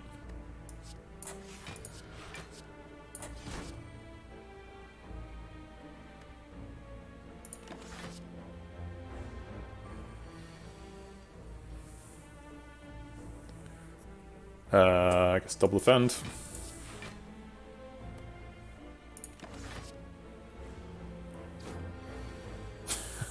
Too bad we skipped that, what's it called? Hourglass. Hourglass would have been super useful here.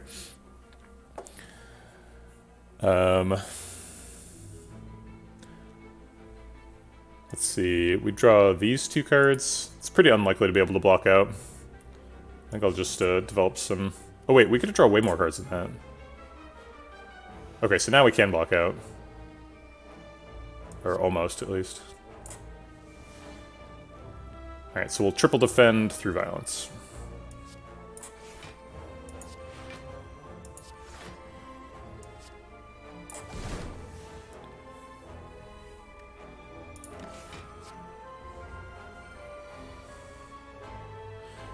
Omniscience, a block card? There are no block cards.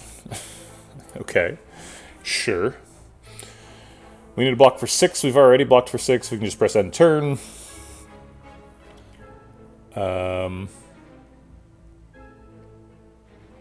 Eruption is lethal, but we can't play it. Okay.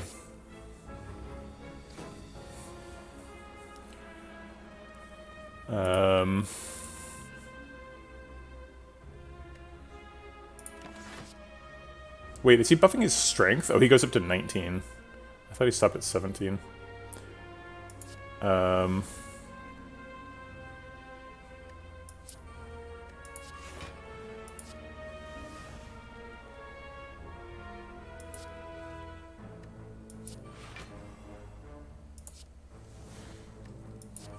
Can we get there? One more defend. That'll do it. Sweet. Okay. Well, that was a lot of work. Protect plus. Yeah, they do have a max. Yeah, I think 19 is the max. After that, he'll just punch you every turn. It's kind of fun that we like had him checkmated, right? Because we like if we just retain enough cards, he can never punch us. But then like if we had exhausted all of our block cards, then we could never punch him. That'd be really awkward. We didn't let that happen. I think I'd prefer to block with Talk to the Hand.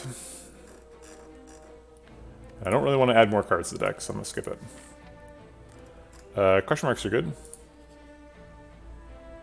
Winding Halls.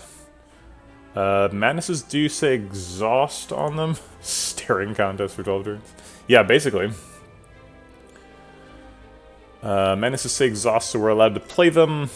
They make stuff cost 0, so theoretically they could enable infinite combos that would otherwise not be possible. They could hit Omniscience. Seems like they're just a waste of deck space. I think we're just going to skip them. Losing 14 HP with Coffee Dripper is no small thing either. It's a pretty expensive red mask. I think we're no on that. Some real bad events. That's too bad. Uh-oh, triple Jawworm. These guys don't mess around. So we have Omniscience. We're looking for a Wrath Enter so that we can Omniscience Bowling Bash. Unfortunately, we drew the Bowling Bash, so I guess we could Omniscience the Wrath Enter now. Bowling Bash is going to do 60 damage, probably to him, to prevent him from attacking.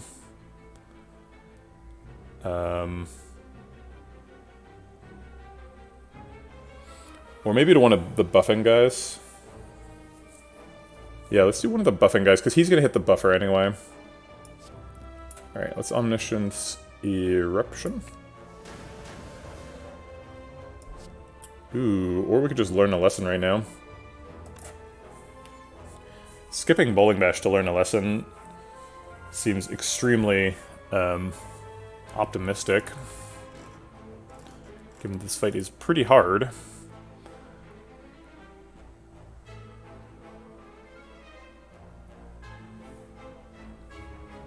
Can we learn later? These guys scale.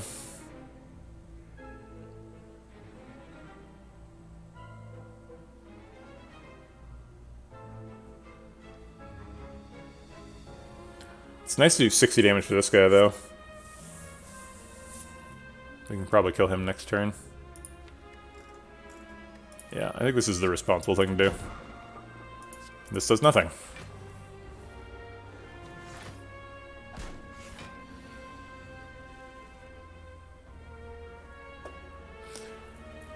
Um, 14 plus 12 is 26. He is not at 26. This will do 24. We don't have any strength. We don't have any status effects. It's pretty rare for floor 39 to have 0 effects under your bar. 24...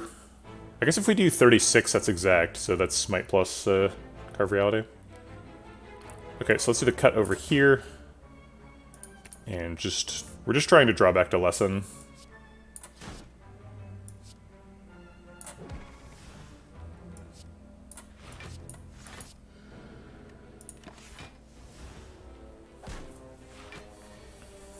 Taking 1 damage just to enable the puzzle, obviously. Calculated. Talk to the Hand can block a lot. Let's do that. No Tantrum. Oh shoot, there's Lesson Learned. I guess, yes, Tantrum.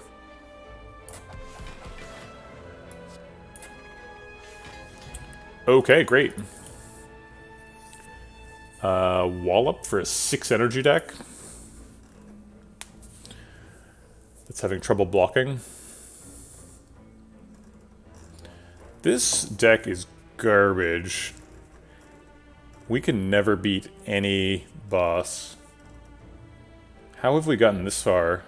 How am I just realizing this deck is hot nonsense? This is like an Act 1 Watcher deck.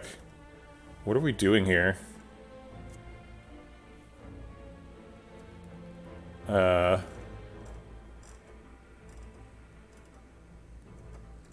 I guess we have strong relics. Yeah, that's the answer.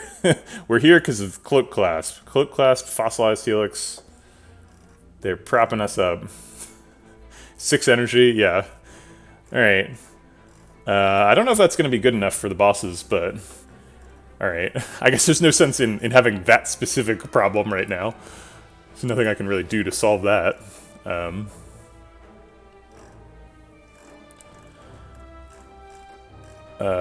So we have, like, no plan. There's no, like, divinity. I guess we have a Talk to the Hand? Oh, gosh. Maybe we Omniscience the Talk to the Hand on 1? That's a way to win, right? And then just, like, play a bunch of Cut-Through Fates? There's no way that beats the heart. I guess we weaken him. Somehow survive first phase. He big attacks first into the Fossilized Helix. It's possible to put it together. Yeah, if we can survive the first cycle, I think we'll be okay. Just putting together damage caps, putting together damage with, like, through violence. Does Wallop help? I have no idea. Yes. Do we need to turn into an infinite combo deck? Is the infinite combo the only way we're doing this? How close are we to being infinite combo? Okay, it's a 26 card deck. 1 card gets removed. None of these. 2, 3, 4, 5, 6, 7, 8, 9, 10, 11. 11 cards get removed for a 15 card deck. Nowhere close to doing combos. Is there any possible way to get there? Pandora's Box is no longer an option. We are going through possibly 2 shops. How do you block even if you're infinite? Do you rely on Talk to the Hand? We have... yeah. Yes, we would need to rely on Talk to the Hand. Or maybe we get, like, Abacus or something at a shop. Still trying to put it together, JSC. There's no answer to your question. But we're, like, not close to infinite comboing. We can't... It's floor 39. We've run out of time. You can't... We're not going to get rid of 5 cards between now and the heart. I could reasonably see 3. 1 here. 1 here and 1 in Act 4. I guess there's another shop here. It's 4. And then maybe if we can convince Lesson Learned to hit Purity, we get there.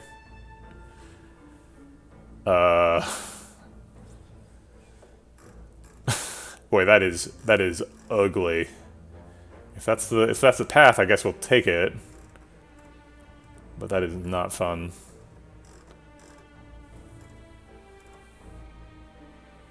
But this is not cutting it. Doesn't that just mean that we like fight Time Lord with a half operational infinite combo deck and die though? Or like Donu Deca? I feel like we'll be fine weirdly against Awaken 1. We don't have very many powers. We just punch him until he's dead. I hate it. Alright. Let's keep at least one of the Wrath enters here. Wave the Hand is useless. Study on 1 seems great against Giant Head. Bowling Bash? No.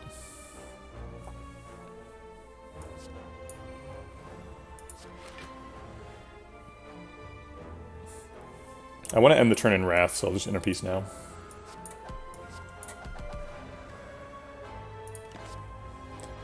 Kind of a pathetic turn 1 against Giant Head. Not a good portent.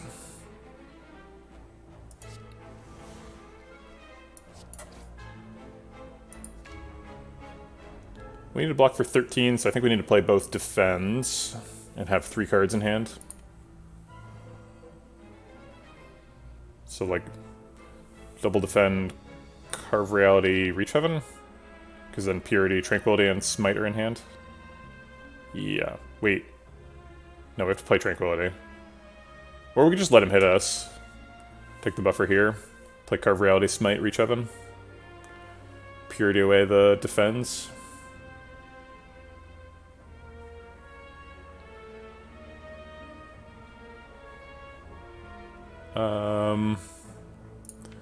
Seems a little bit suicidal.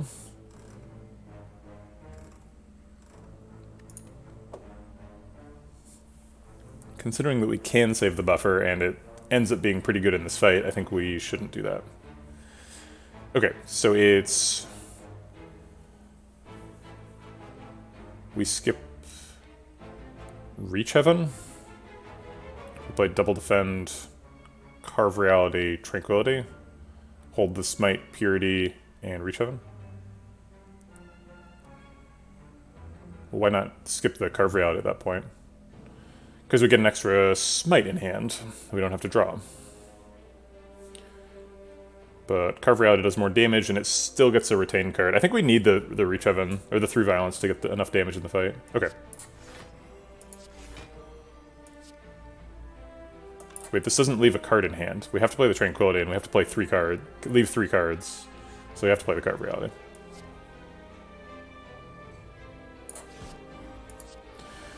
Okay.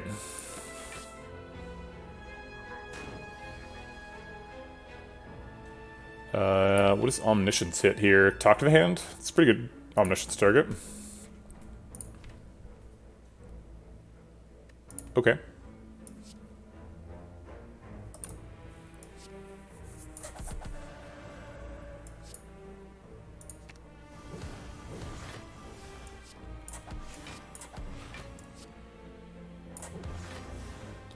Starting to get some damage. Alright, so this is the buffer turn, right? This is why we saved buffer. Let's play some other cards, and then try and play Tantrum multiple times. Actually, if we Tantrum Lesson Learned, do we block out here?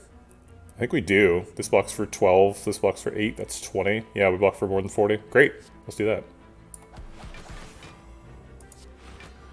So we buy ourselves an extra turn.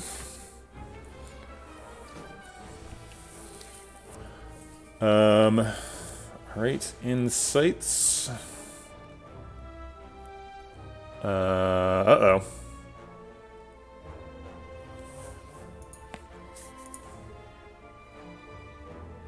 I don't think we're blocking out this turn. Not without Dupe Pot, at least.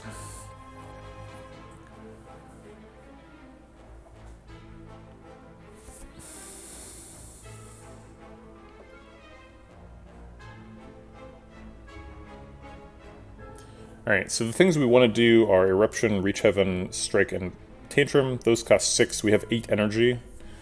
So we can play something else first or last. We can play Vigilance at the end, but we don't really need extra block at the end. So I guess I just play one of these two first.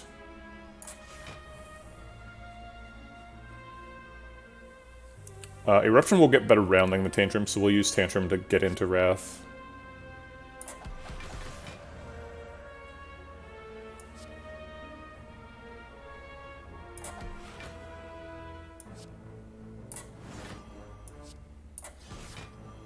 Maybe if we dupe pot, the through violence, we can get there.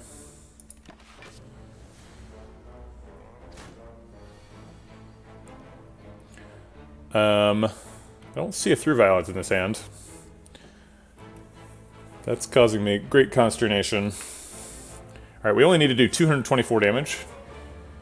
Or take 100.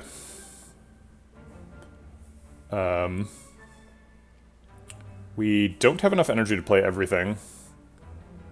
So we have to skip one card. That card's definitely Defend. We're going to dupe pot something because we want to survive. So we want to dupe pot the very last card, and we want the very last card to do the most damage. I believe that's going to be Smite. Okay. So then in ascending order of damage, we do Tantrum, then Flying Sleeves, then Lesson Learned. Then... oh wait, sorry, Carve Reality is supposed to be before Flying Sleeves. Okay. Wait, Carve Reality is first. Carve Reality...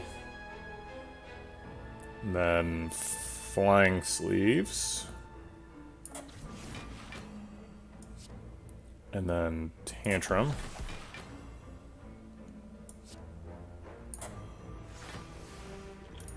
And then Dupe Pot Smite for a magical 149 damage. Nope. Oh wait, did we survive? Holy shit. We survived. That's a surprise. Yeah,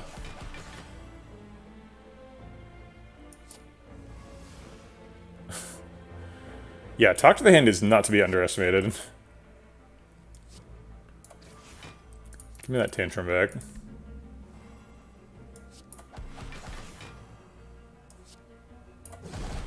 Okay. We took 100 damage and aren't dead. I guess we've been basically perfecting every fight the entire run, despite the fact that our deck is garbage. We put Coffee Dripper and we've been ahead of the curve the entire game. This is the first time we've really felt behind. So, we had 100 health to give. We're not going to have it again. That was our last, the last time we can get hit for 100 in this run. Foreign Influence is a no. I guess Foreign Influence could get Fiend Fire. Maybe we get lucky and Foreign Influence into Fiend Fire and win the run that way.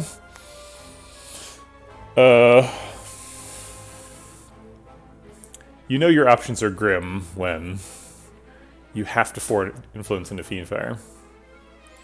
Isn't that kind of how the Watcher is? Yes. Yes, it is. Maybe we buy a waffle, and then we're, like, back on the horse. This is so stupid. Oh, man. I'm not going to rely on Foreign Influence into Fiendfire to win all of the Act 3 boss fights. We'd have to do it, like, repeatedly. It's just not a good plan.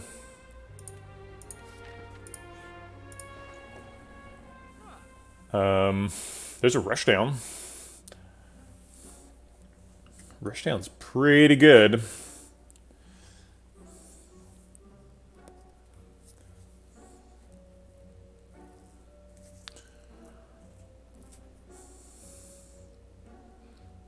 Transmutation for more purities.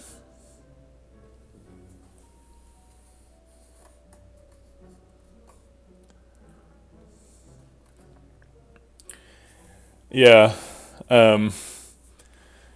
Maybe unnecessary. Maybe we can infinite combo with Strange Spoon and a bunch of insights, and they just never exhaust.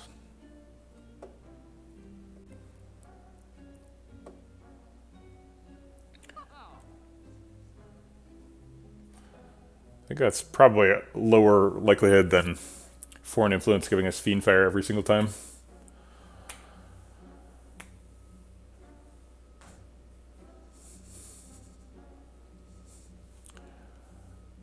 We talked about card removing like 6 times in a row. First one cost 100, second one cost 125. So 100 here, 125 there, 150 there. We've got enough money for that. So 100 plus 125 plus 150 is 375. Hey, Jackalow34. Yeah, this is not a good shop. So that kind of encourages us to go to multiple shops, which is kind of what we wanted to do anyway, so that we can remove cards and then, like, magically get Lesson Learned to hit Purity, and then somehow draw 11 cards, and then win somehow.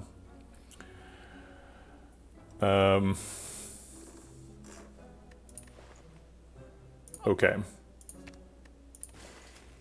It's not like we have, like, a membership card or anything. Going to all these shops is, like, actually pretty bad for us. But you know what? We're going to persevere. Until Repromancer kills us, and then we don't have to persevere anymore. Let's look for Wrath mode. I think these will kill the daggers. I guess you want to scry in ascending order. But I'll do this one because this one sets up for lethal. Flying Sleeve says 12, yeah. Well, wait. I guess I'll take it.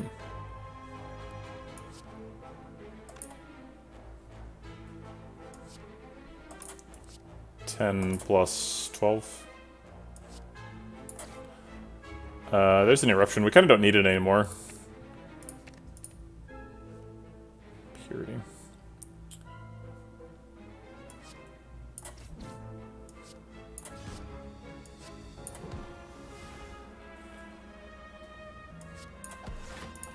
Okay. Bowling Bash hits for 30. Strike Smite does not do enough damage to kill a dagger unless we Omniscience the Tantrum. So we have to Omniscience something. Maybe Reach Heaven? Get a couple of Through Violences. That seems reasonable.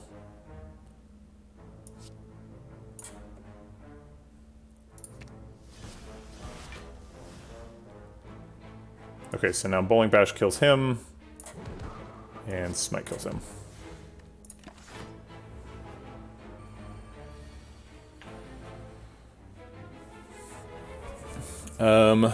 Wave of the Hand, Vigilance, Defend does a lot of block. We passed one campsite so far. We just don't go to them. We just don't go to routes that have campsites.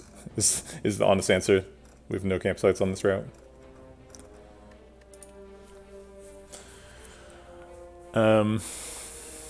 If you imagine that your campsites are always question marks that are guaranteed to have an upgrade shrine, it's not really that different to pick a path that has no campsites at all and just has the question marks. Alright, seems like this is another one of those turns where we're struggling to survive. It seems like if we can block the 6 and the first, let's see, what would it be? 12. So if we can block for 18, we'll probably survive this turn. We can't do that. We're just short. We block for 15. 8 plus 5 is 13 plus 7. Or plus 4, rather. 17. So we're 1 short, so she's going to take the buffer with her first attack and then hit us with the second attack and the dagger. And there's no way we can do better, because we can't leave Wave of the Hand in hand without not getting weak and obviously dying. Is that a good idea? I guess the first dagger, that blocks for 6 rather than blocking for 4. So that is better. So that probably gets there.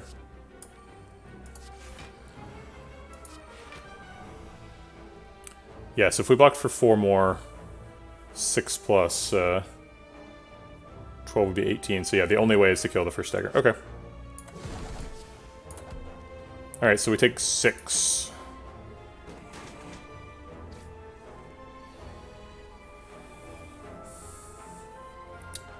We have a lot of damage. I'm going to do 24 to him.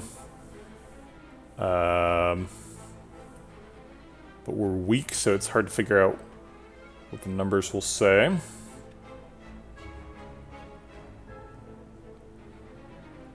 This will do like 30.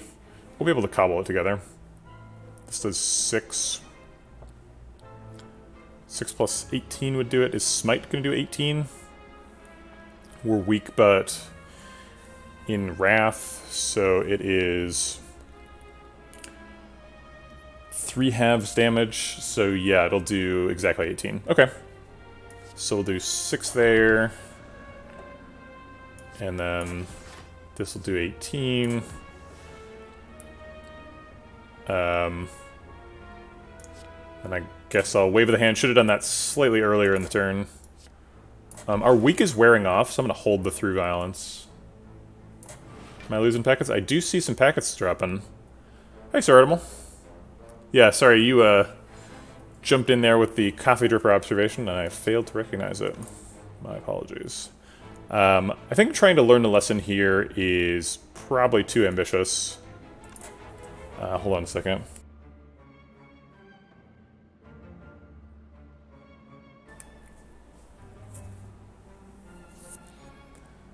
The packets should be returning now. Yep, I see that they have stopped dropping. Alright. Come on through violence. I don't know how we're going to win, but we got to do it soon. No, my wife was uploading some files for work, and she didn't realize that it was interfering with the connection. This isn't lethal, right? 16 plus 40 is 56, plus 12 is 68, plus 14 is 82. Nope, it's off by 40. Okay, so we want to do as close to 22 damage as possible to the daggers.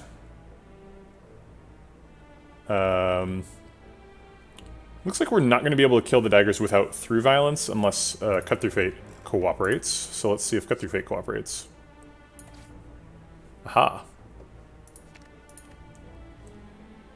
I'm detecting some cooperation here. Alright, see ya, Jizzo. I'm gonna Cut Through Fate this one. It's pretty wasteful, but this just is going to be a wasteful turn. There's not really any way to do it correctly. And I would like to have that dagger dead.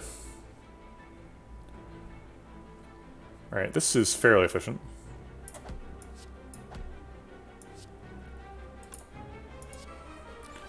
We could just retain these. There's no downside other than we might not have energy next turn. And the upside is that we would get an extra block if we retain them both turns. Seems super unlikely we're going to retain it for 2 turns. But I'll save the through violence since we don't need the... it doesn't cost any energy.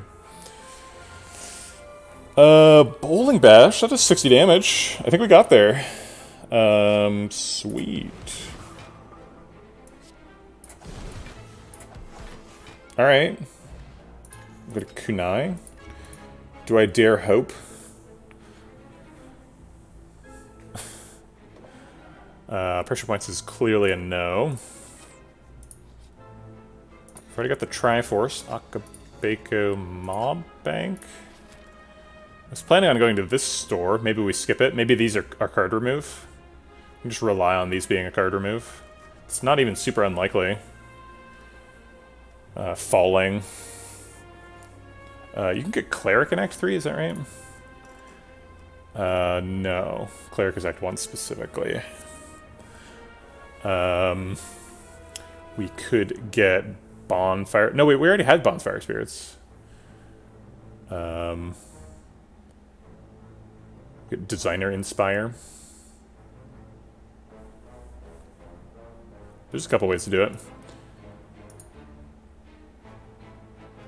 That one event where you just take damage.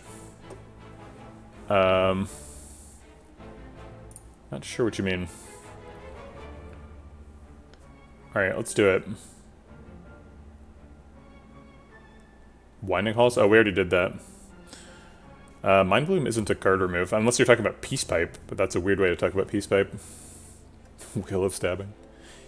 Yeah, what is that wheel one called? Oh, Wheel of Change. Yeah, Wheel of Change is another card remove. Alright, it is theoretically possible to get a card remove here, and we absolutely need one. Hey, it's a store. Go ahead, meal ticket. That's healing. And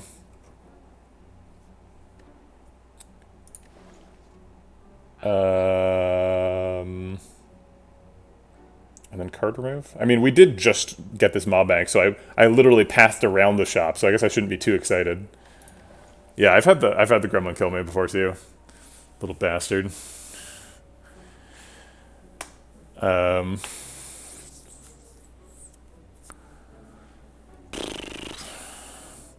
Does this exhaust the cards? It does not.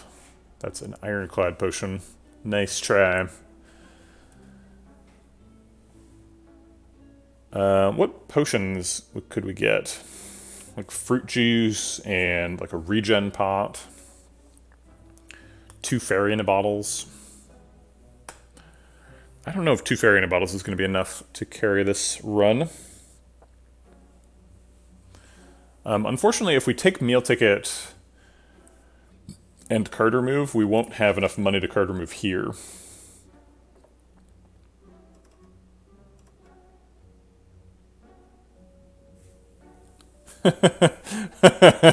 Act 3 Burning Elite.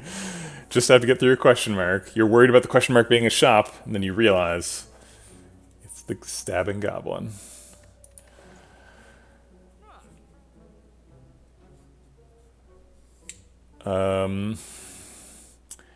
How do we win from here? We've got 25 card deck, 1,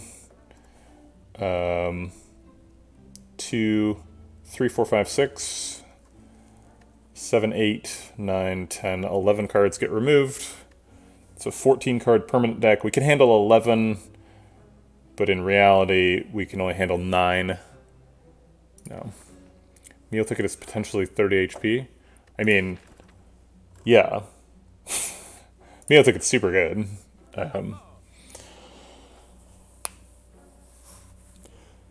I just... this is a very frustrating run. And I'm frustrated, is the problem. I think we just meal ticket and pass. I don't think we card remove here. We just hope the next shop is better and has, like, a talk to the hand. I know, that mob bank. That poor little mob bank. He tried his little heart out.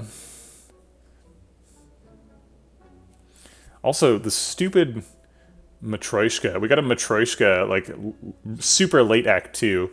Only pays off once, gives us a mob bank immediately before a question mark shop. Screw you, Matryoshka. We needed that relic.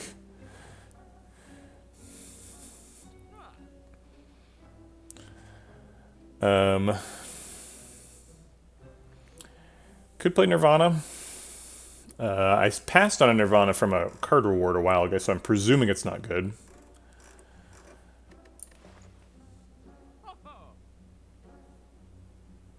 Yeah, Mob Bloody Idol is nice. I prefer Bloody Idol and Ceramic Fish, but yeah, either way. Yeah, this is definitely a really bad situation. If you're feeling desperate, I think your Slay the Spire senses are finely honed. I think we're in a lot of danger. It seems like not picking meal ticket is like an obvious mistake, right? Meal ticket is like the only way we have left of healing. We're not going to make it through the boss run with 16 health, right? I guess technically we could have 18 if we perfect this elite, because we have Blood Vial. So going up to 33 seems fine. So let's click this button. So we're giving up on the card remove dream. It's not going to happen. We could still card remove, but we're not going to get down to an infinite combo. Tomorrow doesn't seem good. Maybe Cauldron rescues us?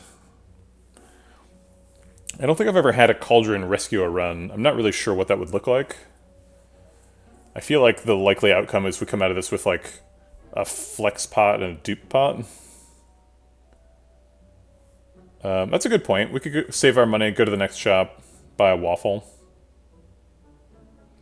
If we buy a waffle, the meal ticket looks a little bit silly, but I'm okay with looking silly and winning. Alright, I think we're done here. Is it possible that this is a shop? I know you can't get a shop and then a question mark, but maybe 2 question mark shops in a row is possible. A bunch of money. Our card removes are also already pretty expensive. I think I'll just take the 50 gold. Regret could kill us. Is that our second gold shrine of the run? Or did we have some previous run where we had a golden shrine? Wave seems pretty good. You're saying yes, that was our second one of the run? I don't think that's possible. It must have been in a previous run, because I'm pretty sure you can't get any repeat shrines. So this makes sense. Why would I hold the Ascender Spain? You've only been here for this run. Huh. I was sure that wasn't possible, but you're right, aren't you? Yeah, because it was like an Act 1. That's so weird. I've never had that happen. Are you sure you were only here for this run? We had a really quick one right before this. Yeah, we need to block for 21. These cards aren't helping. That one does. Okay.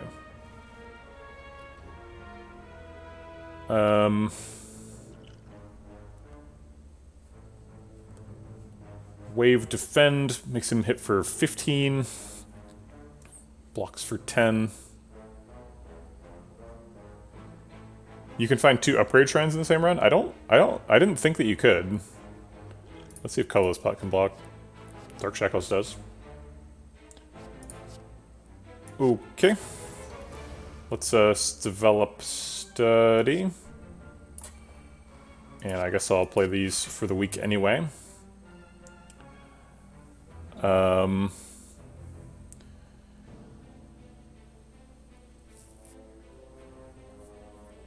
Sadistic Nature, Wave of the Hand. Now you're thinking. Who needs HP when you've got 6 damage? Do we play this just to get some extra energy next turn? We're a 6 energy deck. I don't think energy next turn is really a motivating influence here.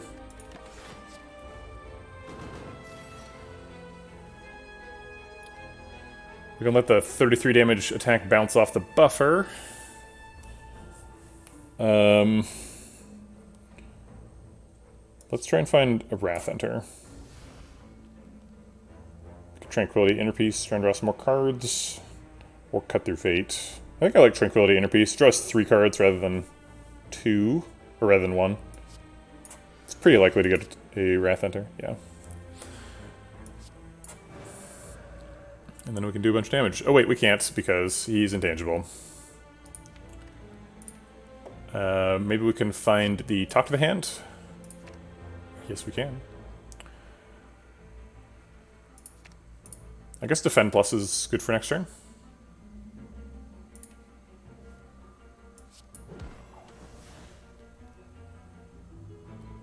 Why do you want a Wrath Enter? Yeah, I wanted it for the damage. That sweet, sweet damage. I think we should end with Vigilance here. We've done 3 damage to this Nemesis. Got off to a real good start.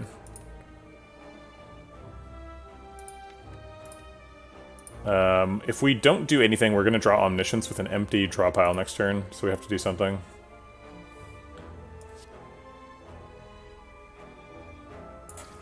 Yeah.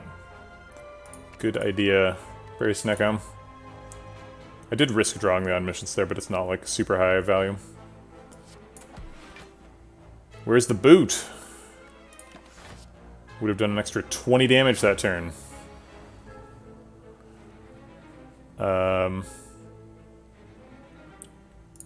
Omniscience can hit.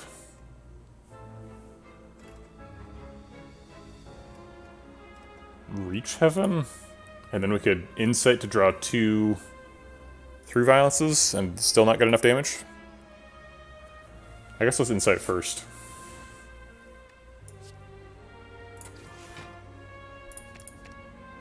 To take a Carve Reality. He's hitting for 21. Our only block is Inner Peace and Talk to the Hand. And Omniscience, I suppose.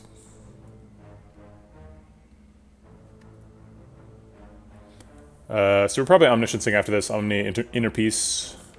Omni on, like, Defend Plus. If we Omni Inner Peace, we end up with 5 cards in hand. He's hitting for 21. So we would need a block for 16, which is exactly Defend Plus. Okay, so it doesn't matter what I do here. As long as I don't take the Defend Plus out of the pile, we're fine.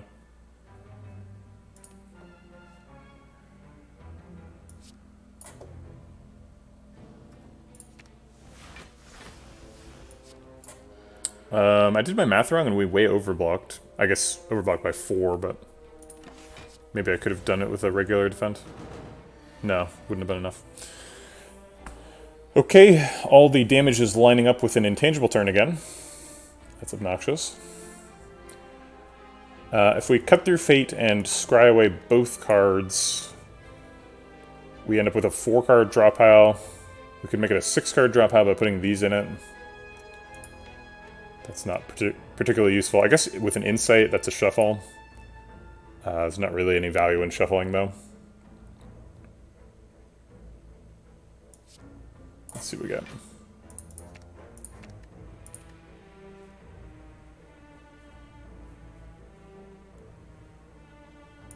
I mean, I guess.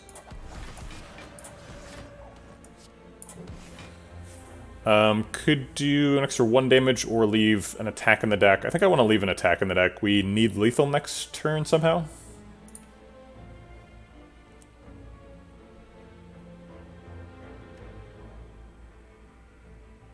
Yeah, let's get lethal next turn. Despite the fact that we're going to draw burns from the shuffle. Okay. So we can Tantrum twice. If we, like, Insight, Tantrum, Insight, we can shuffle, take Tantrum and shuffle. If we Tantrum and then Insight, we could theoretically play Tantrum 3 times, but we could also miss the Insight. We could draw a Tantrum Purity. If we do play Tantrum 3 times, that is 18 times 3, which is 54, plus 40 from that, so 94 damage. Off by quite a bit. So I think we're gonna double Insight, not play Tantrum multiple times, and try and find a way to not die. Cut Through Fate's pretty good at finding ways of not dying.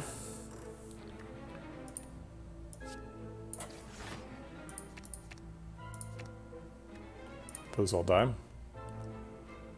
Lesson learned is back. Punishing me for leaving the deck intentionally. We're always playing that. Can we get lethal? 18, 20. Doesn't seem like. Let's keep digging.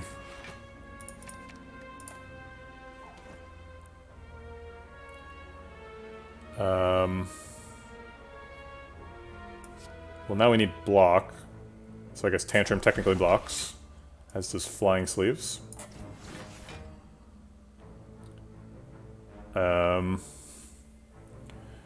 If we get another Kunai proc and then defend, I guess we've done something.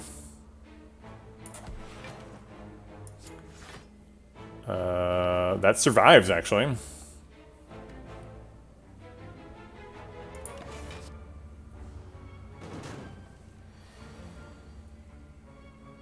Okay. We could weaken him for next turn, I suppose.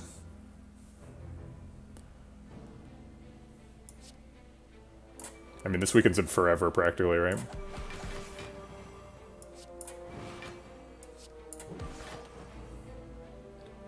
And gets an extra dex.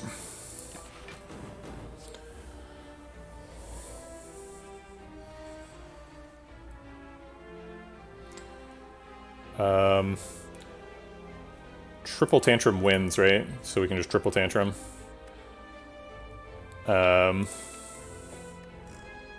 We could try and get a Lesson Learned proc here.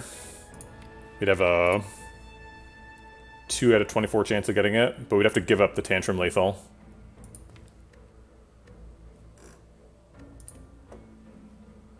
So we're always starting with this. But then if we Insight now, we have a 2 out of 24, which is 1 out of 12 chance of getting a Lesson Learned proc in this fight. There's a bunch of other outs, too. If we draw, like, any attack, we get lethal.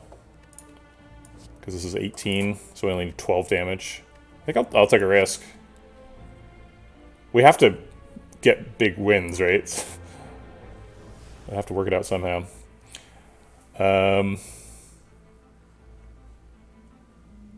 If we reach heaven, we can Vigilance Inner Peace and still have guaranteed lethal. I guess both Tantrum and Reach Heaven shuffle a card in, so it doesn't really matter which one we use. Although if we do Tantrum, then we don't get lethal, right? Because this is only 10 damage. 10 plus 18 is too short. Oh wait, no. This would do 20 and then this would do 9, so it actually would be 1 short.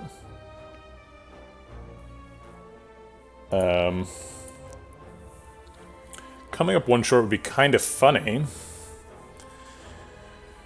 He is only hitting for 30, and we have scaled quite a bit with our kunai now. So we actually almost could just block out. And we're going to draw some cards. We have to draw something, right? I guess that we could just draw burns, and then we would die. But we'd have to draw 3 burns. 1, 2, 5, 8.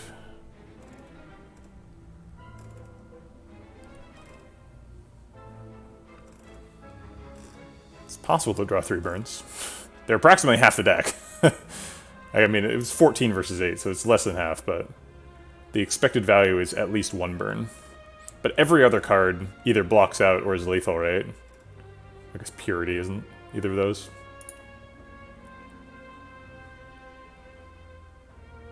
Oh wait, what am I talking about? I can just play neither of them and then go back into Wrath and then do Reach Heaven. Yeah, this is a no-risk play. Okay. Okay.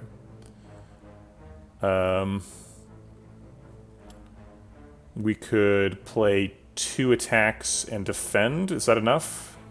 We would end up blocking for 30 and take 6 damage. Oh wait, he's only attacking for 15. Yeah, so that would block out.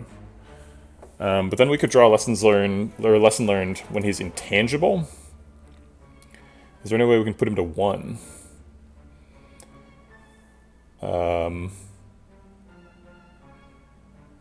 No, there isn't. How risky are we willing to go for this Lesson Learned proc? Is the real question. Because if he attacks for 45 next turn, we just die, right? We're just relying on Nemesis being kind and shuffling more burns.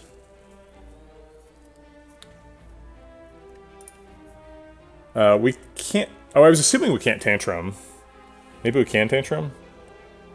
That is 29. But then we're back in Wrath, and then he's hitting for 30. And we take 6 and die. Yeah, we die to the burns if we do that.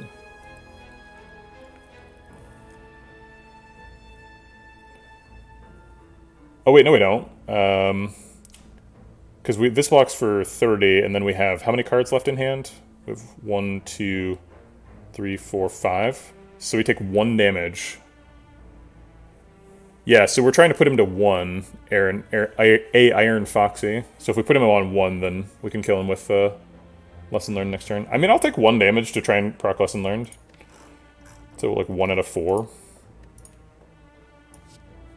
That's a good spot, JC.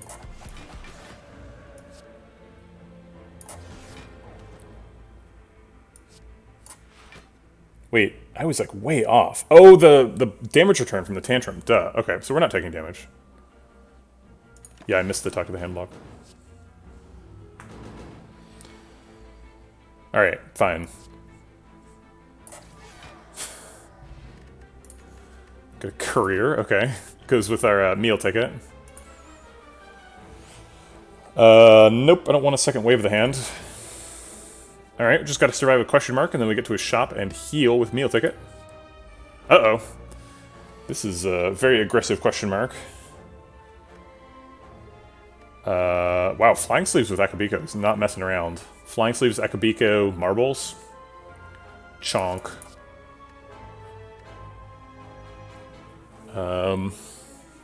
Yeah, I think we can do better than strikes. Omniscience. We could Omniscience Tantrum. The first Tantrum would do 33. The second one would do 18. It's a lot of damage.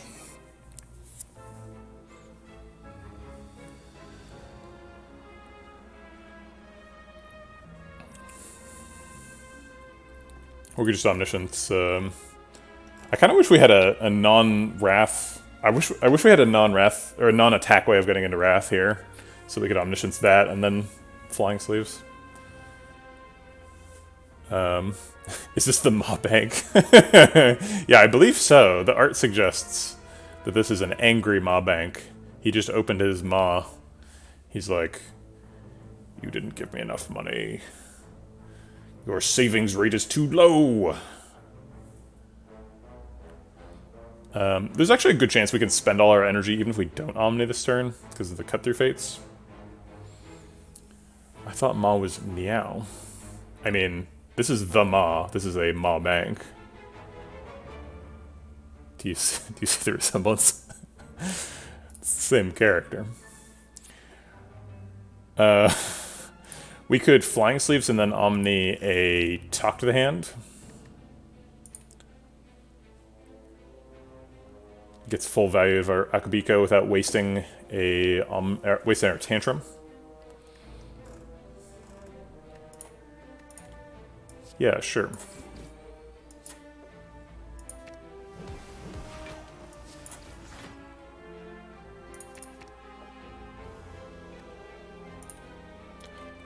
Okay.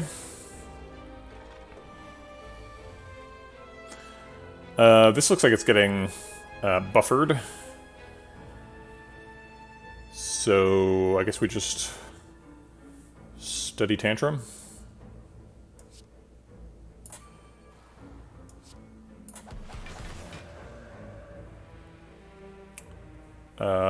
Actually, we can block for 10, 1 at the end of the turn.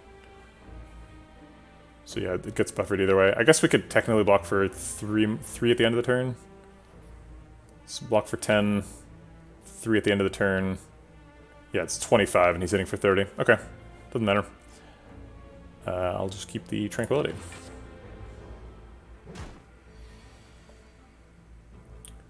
I don't know about this. This looks bad. We need to do lethal. So I guess let's just start doing damage. There's no way to draw or do anything fancy here. Is this an infinite? Once upon a time we thought we were trying to be. It didn't quite work out that way. Looks like we've died.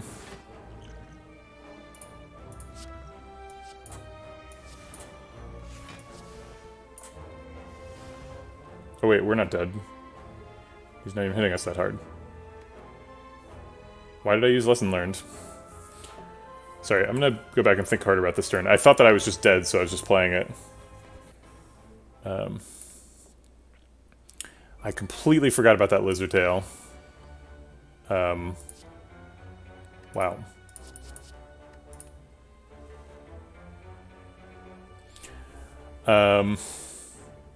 Okay, so we started with Flying Sleeves, and then we Omni'd the Talk to the Hand, and then we cut, and we're disappointed by the results. Okay. Wow, completely forgot we had a Lizard Tail. It's a 42 health Lizard Tail. Alright, so this is just study Tantrum. Hold the Tranquility. Lose the buffer. Okay, he's only hitting for 20. We can block 20 because we have block return.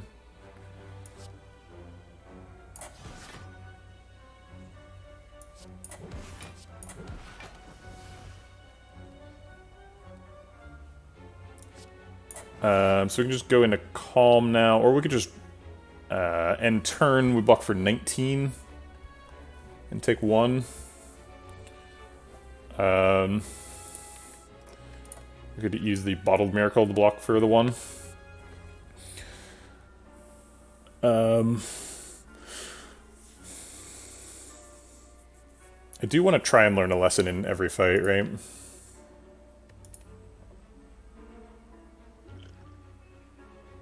I'll go ahead and use the bottle. And then just end right now.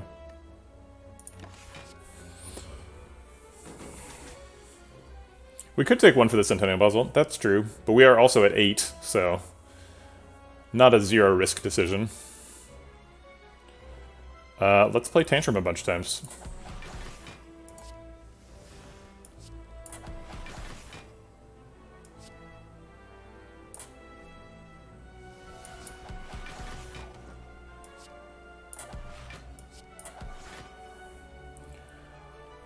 We could draw cards or enter Calm. Something calipers. Exactly. Well, we kind of are banking stats for later. We've built up our decks this turn. I think I'm going to say no to Calm. We've got an emergency Calm button. I'd rather be in Wrath for doing damage.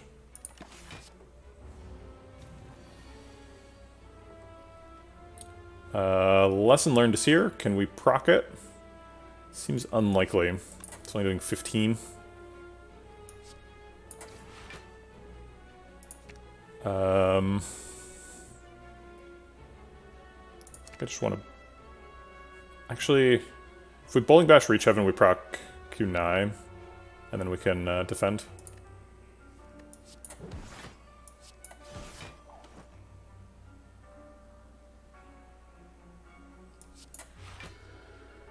Sitting for 30 this time, so we'll have to Miracle Defend, 3 cards in hand, 27 blocks, it's perfect.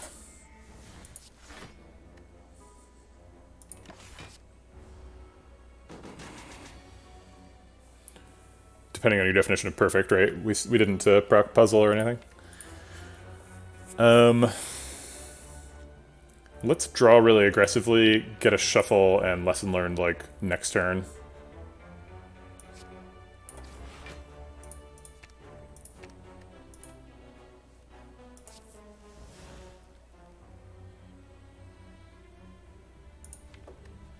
There's Through Violence.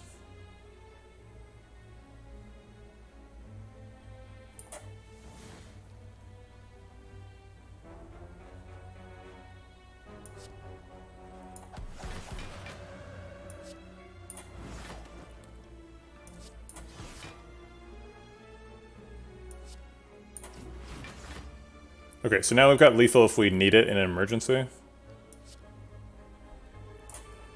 Should have done that way earlier in the turn. But this fight's probably not going to last that much longer anyway.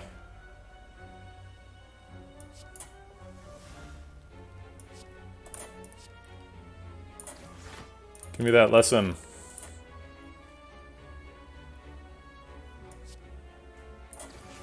Give it to me. Oh, yes! Yes, lesson learned. Okay. There's my non-attack Wrath Enter. No?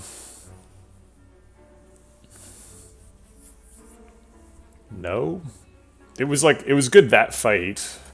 I'm not sure if it's ever good otherwise. I mean, if we top deck Omniscience, Like, being able... Like, this is a particularly good card to Omniscience, right? Because you enter Wrath and then you vulnerable everybody. But we already vulnerable people on turn 1 because Marbles. So it's really just a Wrath enter. I think I'm skipping it. Alright, shop. Bring me back to life. Panacea is kind of good. Against the heart. There's a Pantograph here. That's bonkers good. I mean, we have to pick Pantograph, right?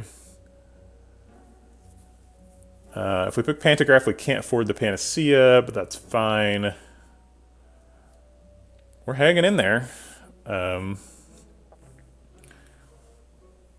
we're like clearly not strong enough for Act 4, and I'm not sure what the plan is for getting stronger. And we can't afford anything. I guess we can buy a potion, technically. It does kind of look like a waffle. That's a good point. Tools for planning are a must. The architect.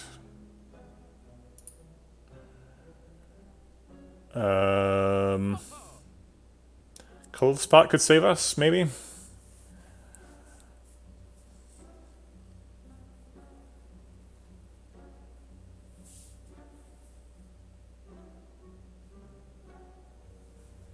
Pantograph is one of your favorite relic designs? Do you mean like mechanically, that it heals you at the beginning of boss fights? Or like, you like the... I don't know what it represents aesthetically. Is it like a tool? It says tools. It looks like if you squished in the top and bottom edges, it would expand left and right and the little angles would change. I'm not sure why that would help you. But, I don't know.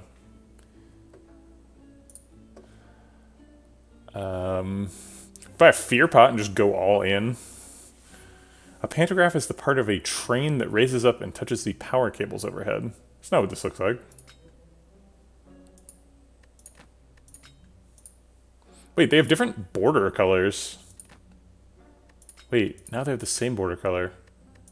I must have flipped too far. Weird. A pantograph is a mechanical linkage connected in a manner based on parallelograms, so that the movement of one pen in tracing an image produces an identical movement in a second pen.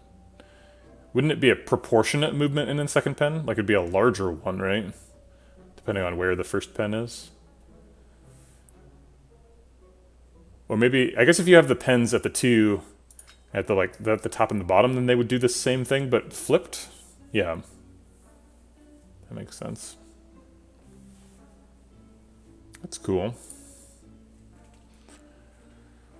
It's like an old-timey photo, whatchamacallit? Scanner. Okay. Sure. Boo. Alright. We have Omniscience. We can learn a lesson in this fight pretty easily. We probably want Omniscience on, like, Talk to the Hand.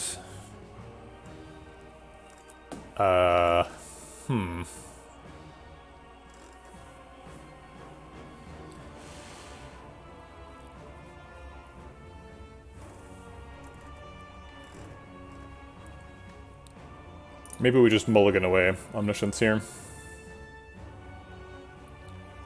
Tangerman's starting hand is pretty sick. Maybe Omniscience for Vigilance or something.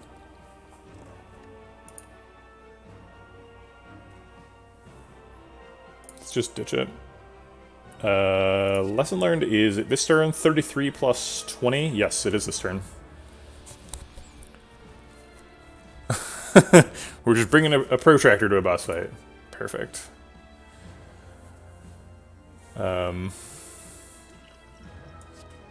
Okay, 33 plus 20 kills him. Wait, it's actually more than that. I think we're just taking the 22 this turn.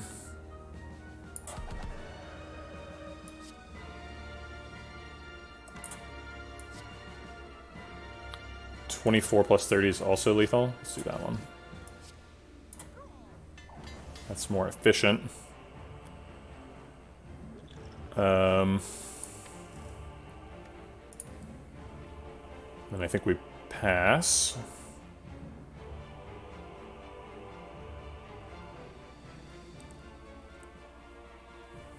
I guess I like it less now. Oh my god. It's interesting that the train and the little pen copying thing have the same name. Do we purity defend? No. Defends are good because they pay off the kunai later.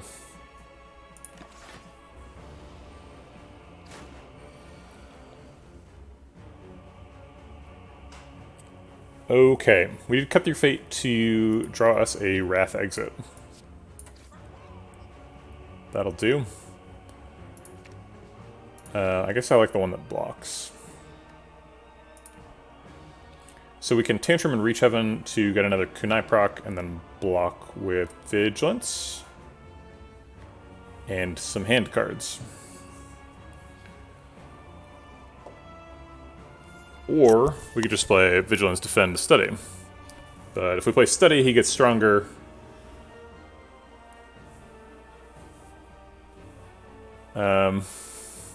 What is... Wait, what's a real Akabiko? You mean it's the drawing is spot on? That's what it really looks like?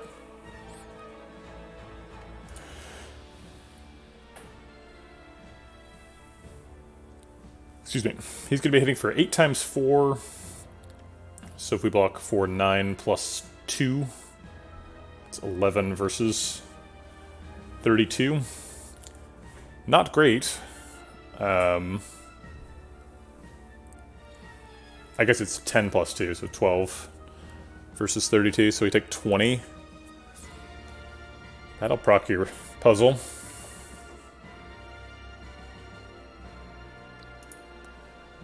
Other line is Vigilance, Defend, Pass. Leave 3 cards in hand. Block for 15. 18. So we would take like 14. 14 is less than 20, but Tantrum and Reach Heaven both do damage, and getting an extra dex I think is important, so I'm gonna go with this line.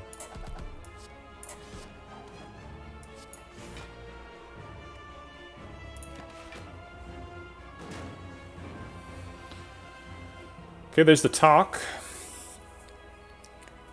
Talk, wave, cut. I guess I'll take the through violence. We're not entering Wrath this turn.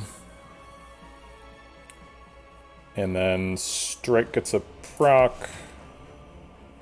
And now we're just farming him for dex. So I'll save an attack for later. Okay, so we should be able to get a bunch of decks in the first phase and then coast through the second phase.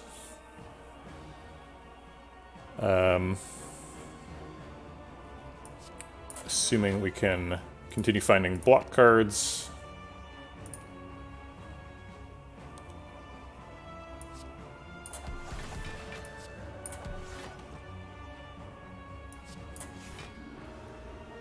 Keep the Tranquility because it's a good emergency button. Through Violence and Smite are both for getting kunai procs later.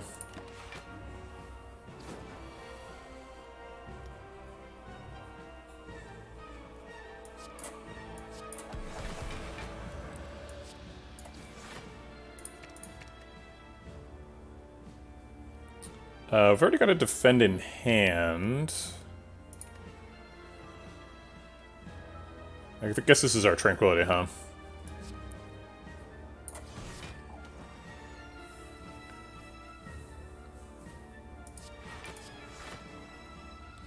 Yeah, he's hitting for 48.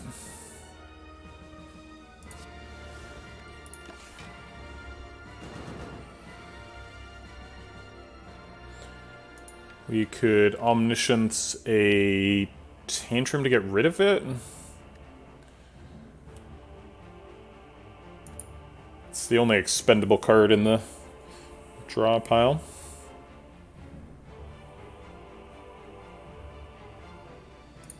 Actually, it's not very expendable because it gives us a lot of block return.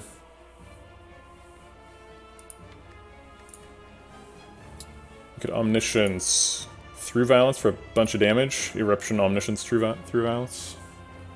Maybe we have lethal here. I don't know if we really want lethal. I think we kind of need some more decks first, but might be good. Eruption does 9, so he's at 230. The through violence do 40, and we're doing 3 of them, so it's 120 damage. It's a good chunk.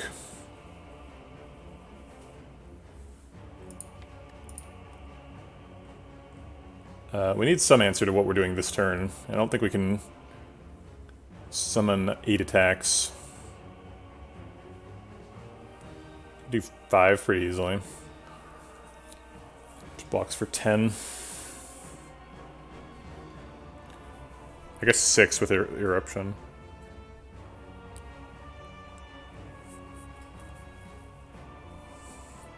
Well, 6 attacks blocks for 12. We only take 4. I think I'm okay taking 4.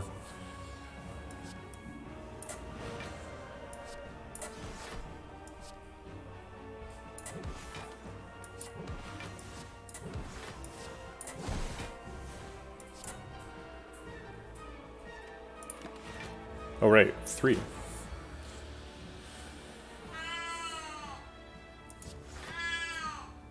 Good point, Coconut.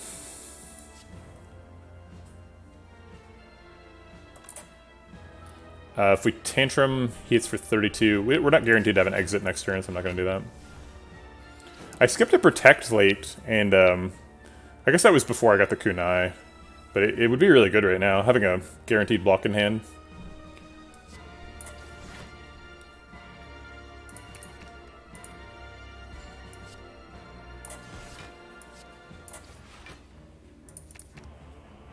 I'll keep a defend for next turn. We could play 3 more attacks, but then we wouldn't have enough for blocking. But maybe we don't need enough for blocking, because he's only hitting us for 24? No, 24 is too much. So I'll just develop another through violence and defend.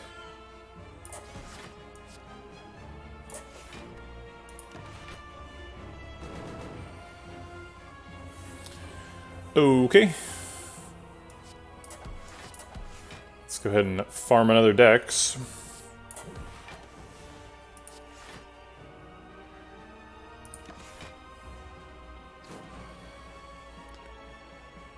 Inner Peace draws cards, Vigilance walks out. We can probably get lethal here. We'll probably want to play lethal and study at the same time. Maybe it's time to play study in the first phase, because that gives us more reliable access to block cards. Yeah, I think I'll just play study next time I see it.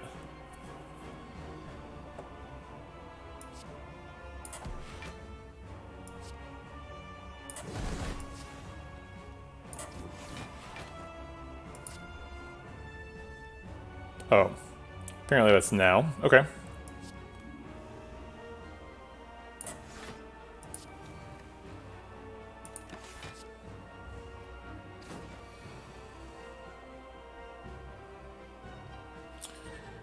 We have defends to block out. We could use the insight to try and draw a strike, but that's not really what it's here for. It heard you, it's studying your moves. We could just Omniscience a strike. We kind of want to get them out of the deck. Yeah, I think I'm going to do that.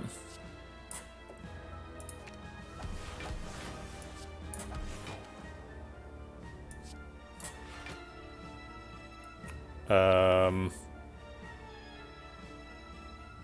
taking 3 damage here, and I probably shouldn't be. Oops.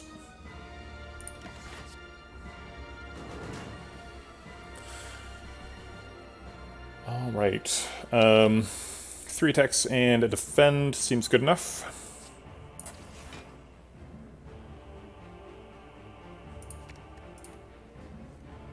Oh, I should have taken the Bowling Bash. I want to stop playing Reach Heaven, because I don't want to get my hand full of 3 violences.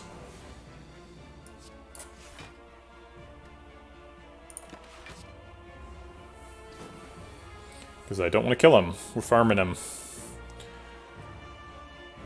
We can do 3 attacks and a defend. Is that enough block? He's hitting for 28. We'd only be blocking for 18. So I guess we need to find another block card. There's one.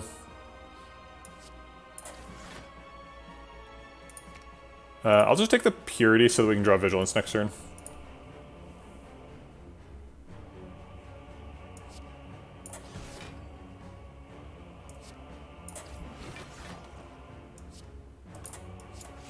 Yeah, that's actually enough to block by itself, the Defend Plus now. We could Purity the Tantrum. Makes it so that we don't have to draw Purity or Tantrum anymore.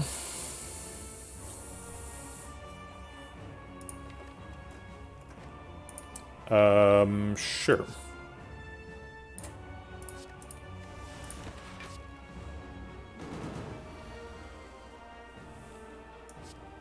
Let's see if we can find 3 attacks.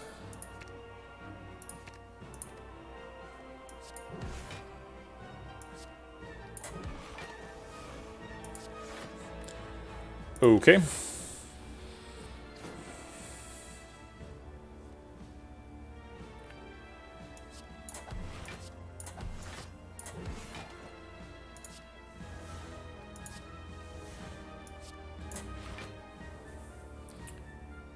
We don't have enough energy for 3 more attacks, and he doesn't have enough health. He would die. We could develop a Smite. But I don't want to kill him yet, so... how much dex are we going for?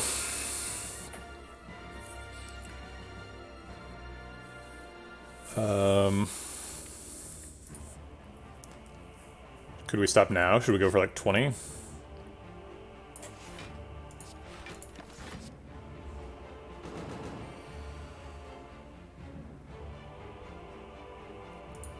It's impossible to have a gap turn, right? Because of all the insights.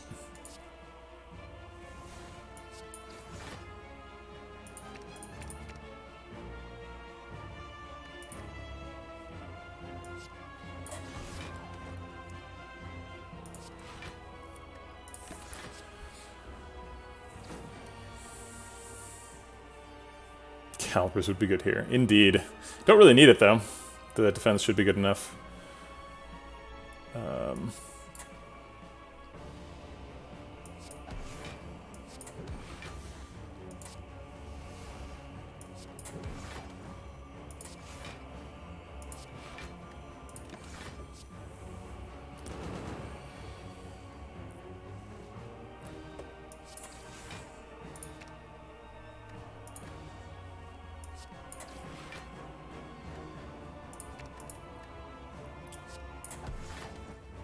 Alright, I think I'll just kill him next turn. This has clearly gone on long enough.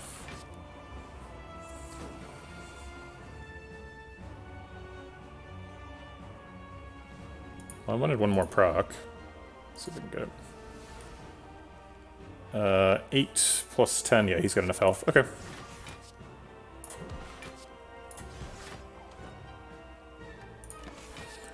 $19, sure.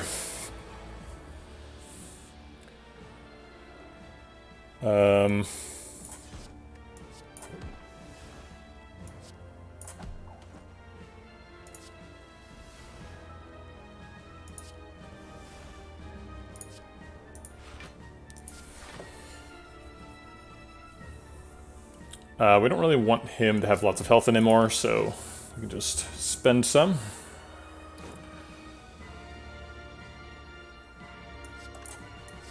Need to reestablish the weak.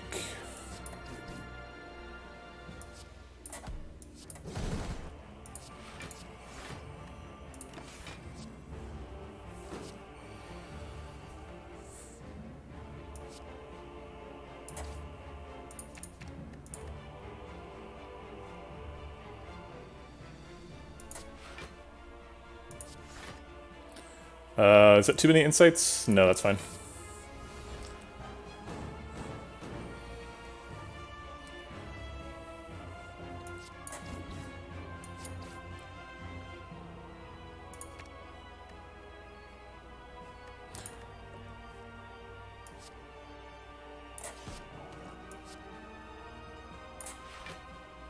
Now we do have too many retained cards, so I will spend a smite.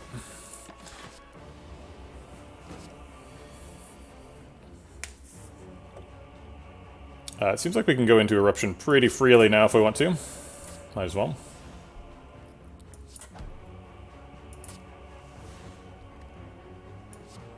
Alright, fine, be that way.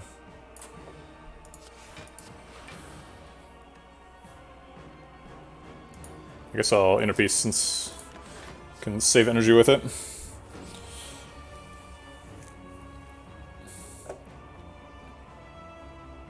We got voided and we still have 7 energy. Ridiculous. Let's get some cards out of hand so we can draw with insight. Need 2 blocks. There we go. Or just defend plus, that'll work too.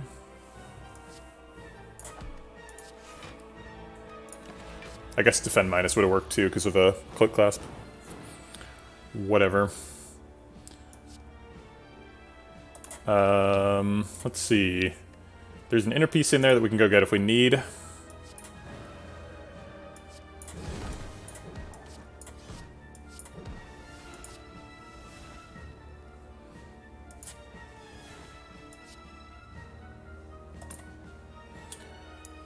He's sitting. We can actually just block out.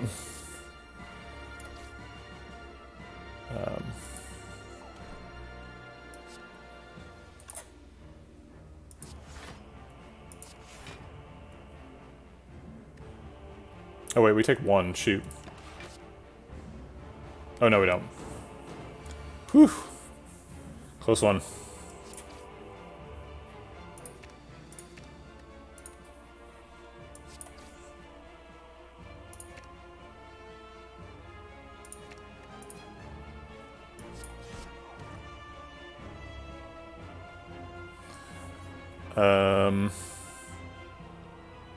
I guess we will inner piece defend at the end of the turn.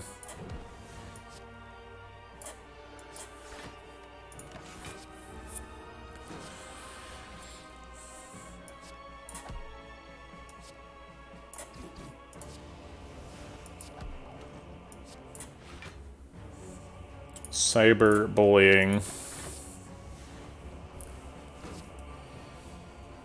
It's a big problem facing awakened one. He's hitting for 42. We can block that easily.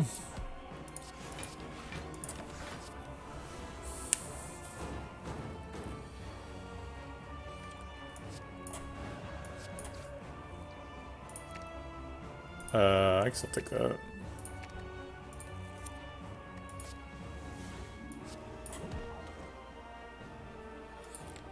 I'm looking for that Reach Heaven. We definitely have lethal, so I'll just take it. Okay. Alright. 28 decks. Seems like enough. Okay. We did avoid Time Lord. It's not really a terribly Time Lord sensitive deck, but probably happy to have missed it.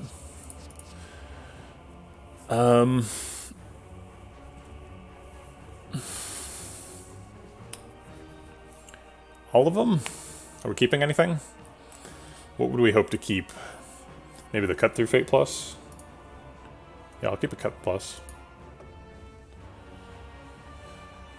Okay. Whole new fight. We need to find a way to block. There's one. There's another one.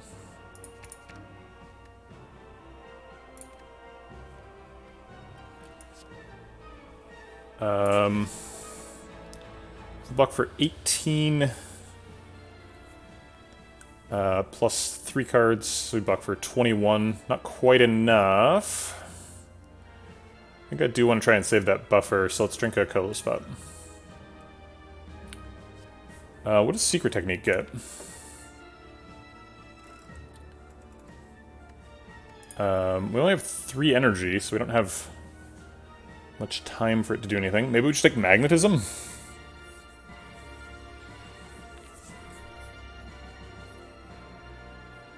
Okay.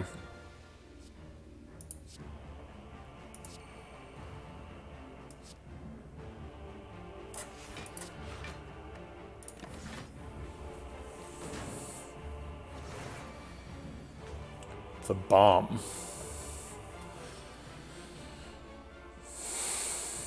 Wave of the hand, omniscience. Oh, there's no block cards here. That's awkward.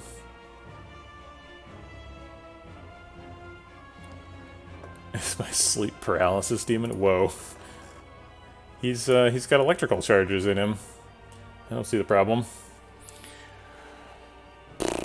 I guess we could inner piece to draw, but then like why? There's nothing to draw here. We get inner piece and then Gambler's Brew to get a whole bunch of new stuff. Yeah, we need to block for 30, so we need to do something.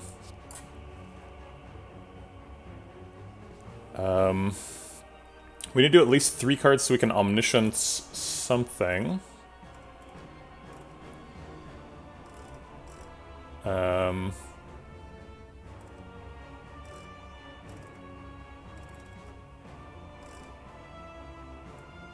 Just like omniscience defend. That would actually weaken him. Wave of the hand, omniscience defend. Generate 12 block.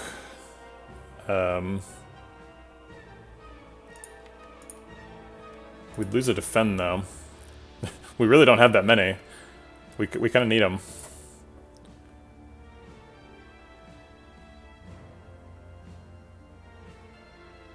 Omniscience the bomb.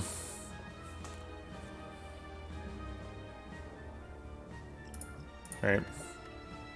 Let's make sure Bowling Bash gets into the shuffle. And the bomb and study.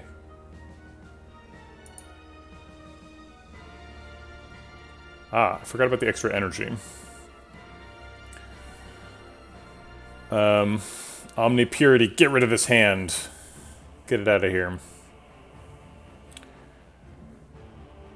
So, wave Omni, defend, and the inner piece to draw some stuff.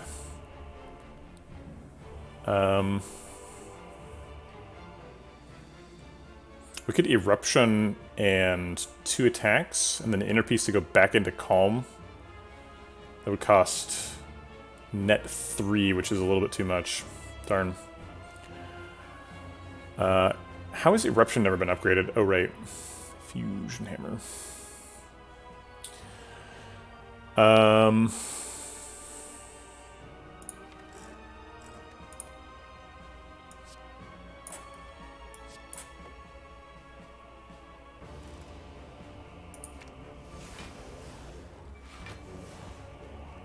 see what we got.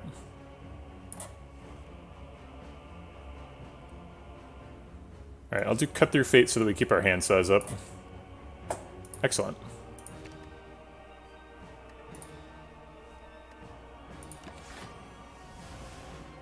So we end up taking 1 proccing puzzle. Cool. Pretty good outcome to kind of a weird turn.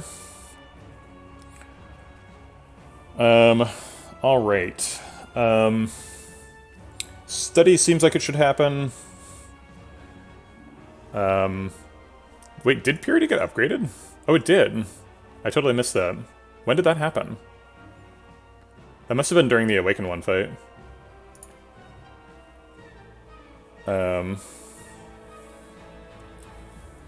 Neat. Alright, so we need to play 3 attacks this turn, study and defend.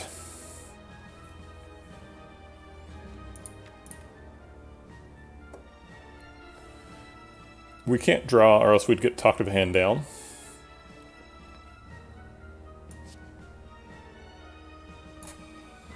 The 3 attacks are Flying Sleeve, Smite, and Bowling Bash, because that's all we've got.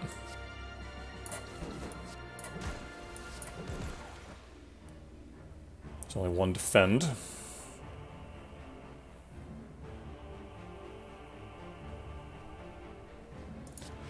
I guess we just keep everything else for Cloak Clasp. And take a bunch of damage.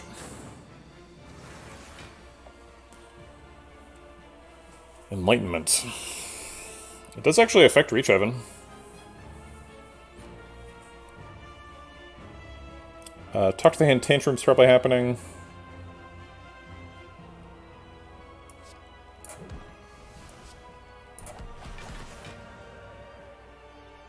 We don't actually need Reach Heaven to be cheaper. We can play it all at its current cost. Actually, no, we can't. We're, oh no, we can. Yeah. Our hand costs exactly 6.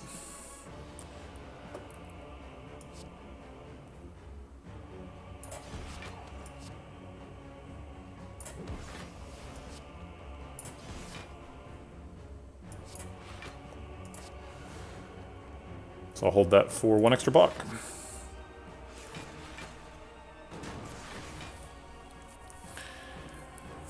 Okay.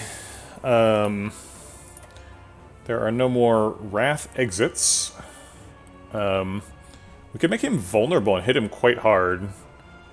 But if we don't get a Wrath exit, we would die.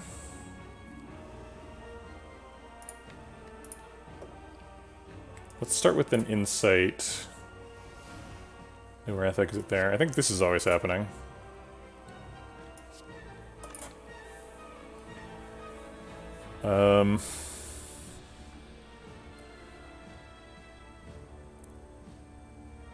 I mean, we're definitely dying if we don't play these cards, right? Because we need to generate the Talk to the Hand block. So let's give it a shot.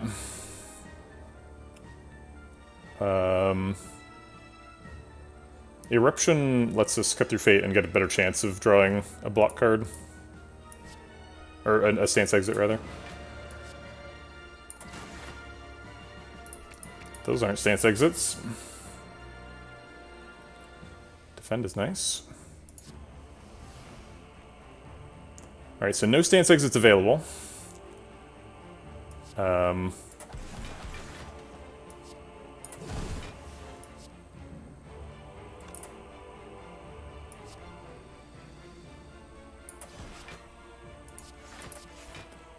That's not enough, we died. Okay, that's Lizard Tail. Alright, maybe we can get enough decks.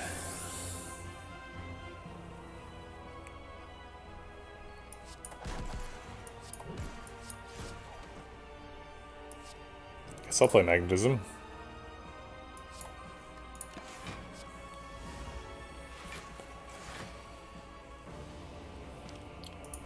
Violence, we got plenty of stance exits.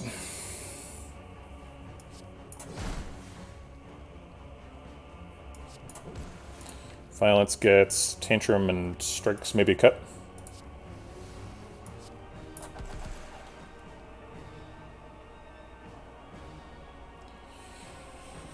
Good Instincts is pretty good in the deck.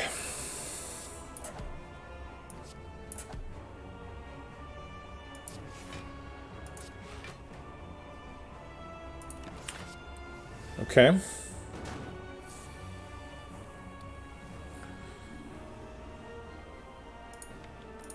Let's draw the Tantrum.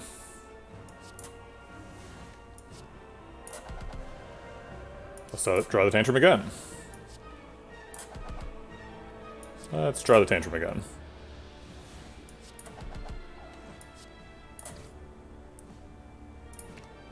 Vulnerable seems nice. Tantrum again. Alright, if you insist. Made it Act 4. Any deck that makes it Act 4 has a shot, right?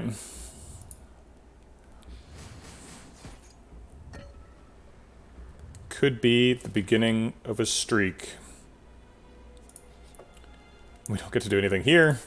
We get to go to full health at the shop anyway. Can't afford any of this because we have 4 gold. Talk to the Hand and Dead Branch would be interesting. Clockwork Souvenir, obviously super good. Whatever, let's not wallow. Let's go. Okay, okay, okay.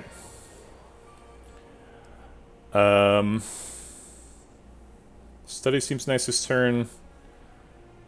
Defend seems like it should happen. Flying Sleeves is good with Akabeko. A little early for Talk. Carve Reality Smite, Flying Sleeves gives us an extra dex.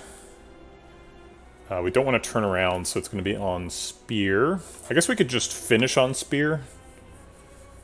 But we'd be finishing with Smite, because Flying Sleeves is first. So we might as well start there.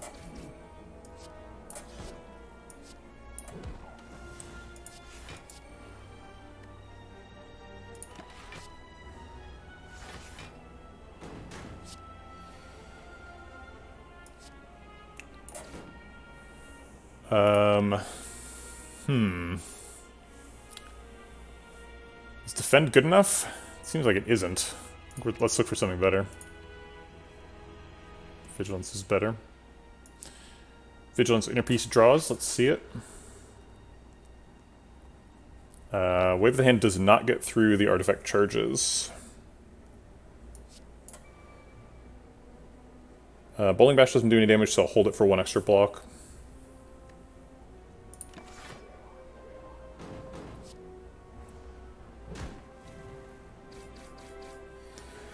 Alright, we've saturated Pantograph. Can't get any more value out of that.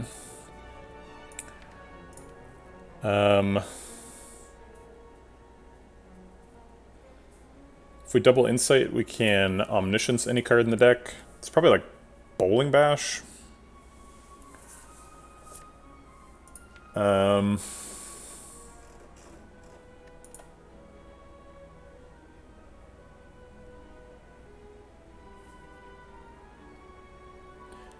So if we go into Wrath, Bowling Bash is doing 40. So if it does 80 to somebody, we could maybe kill Spire Spear this turn. Probably more interested in Shield, though. Omni's kind of scary in this fight, because you can't control your facing. You end up facing whichever direction Omni decides. We could just cut through Fate to shuffle.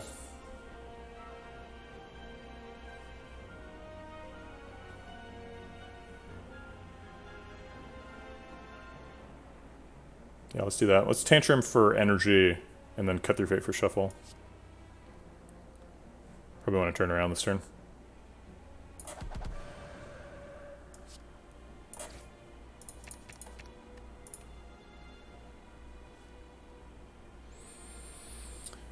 Alright, Insights. Let's see it. Tantrum's back. Can we learn a lesson this turn? 18 damage, so we're short by currently 85. Or wait. Yeah, 85. 16 plus 12. Doesn't seem like we're adding up to 85. Get a stance exit, that's nice. Let's see what Cut Through Fate draws. Actually, with Carve Reality, maybe we are getting there. So this to do 12 plus 24 is 36. 36 plus 18. Yeah, I think we are getting there. I'll take a defend next turn.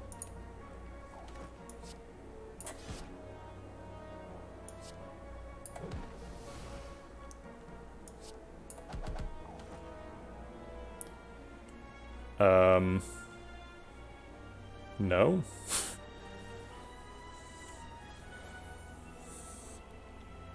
(16 plus 18) is not 43. So we're like double defend inner piece. And then die.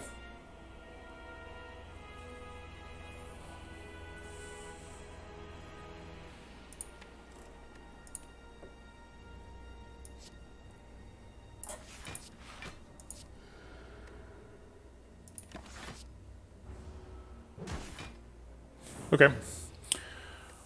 Well, that was a run.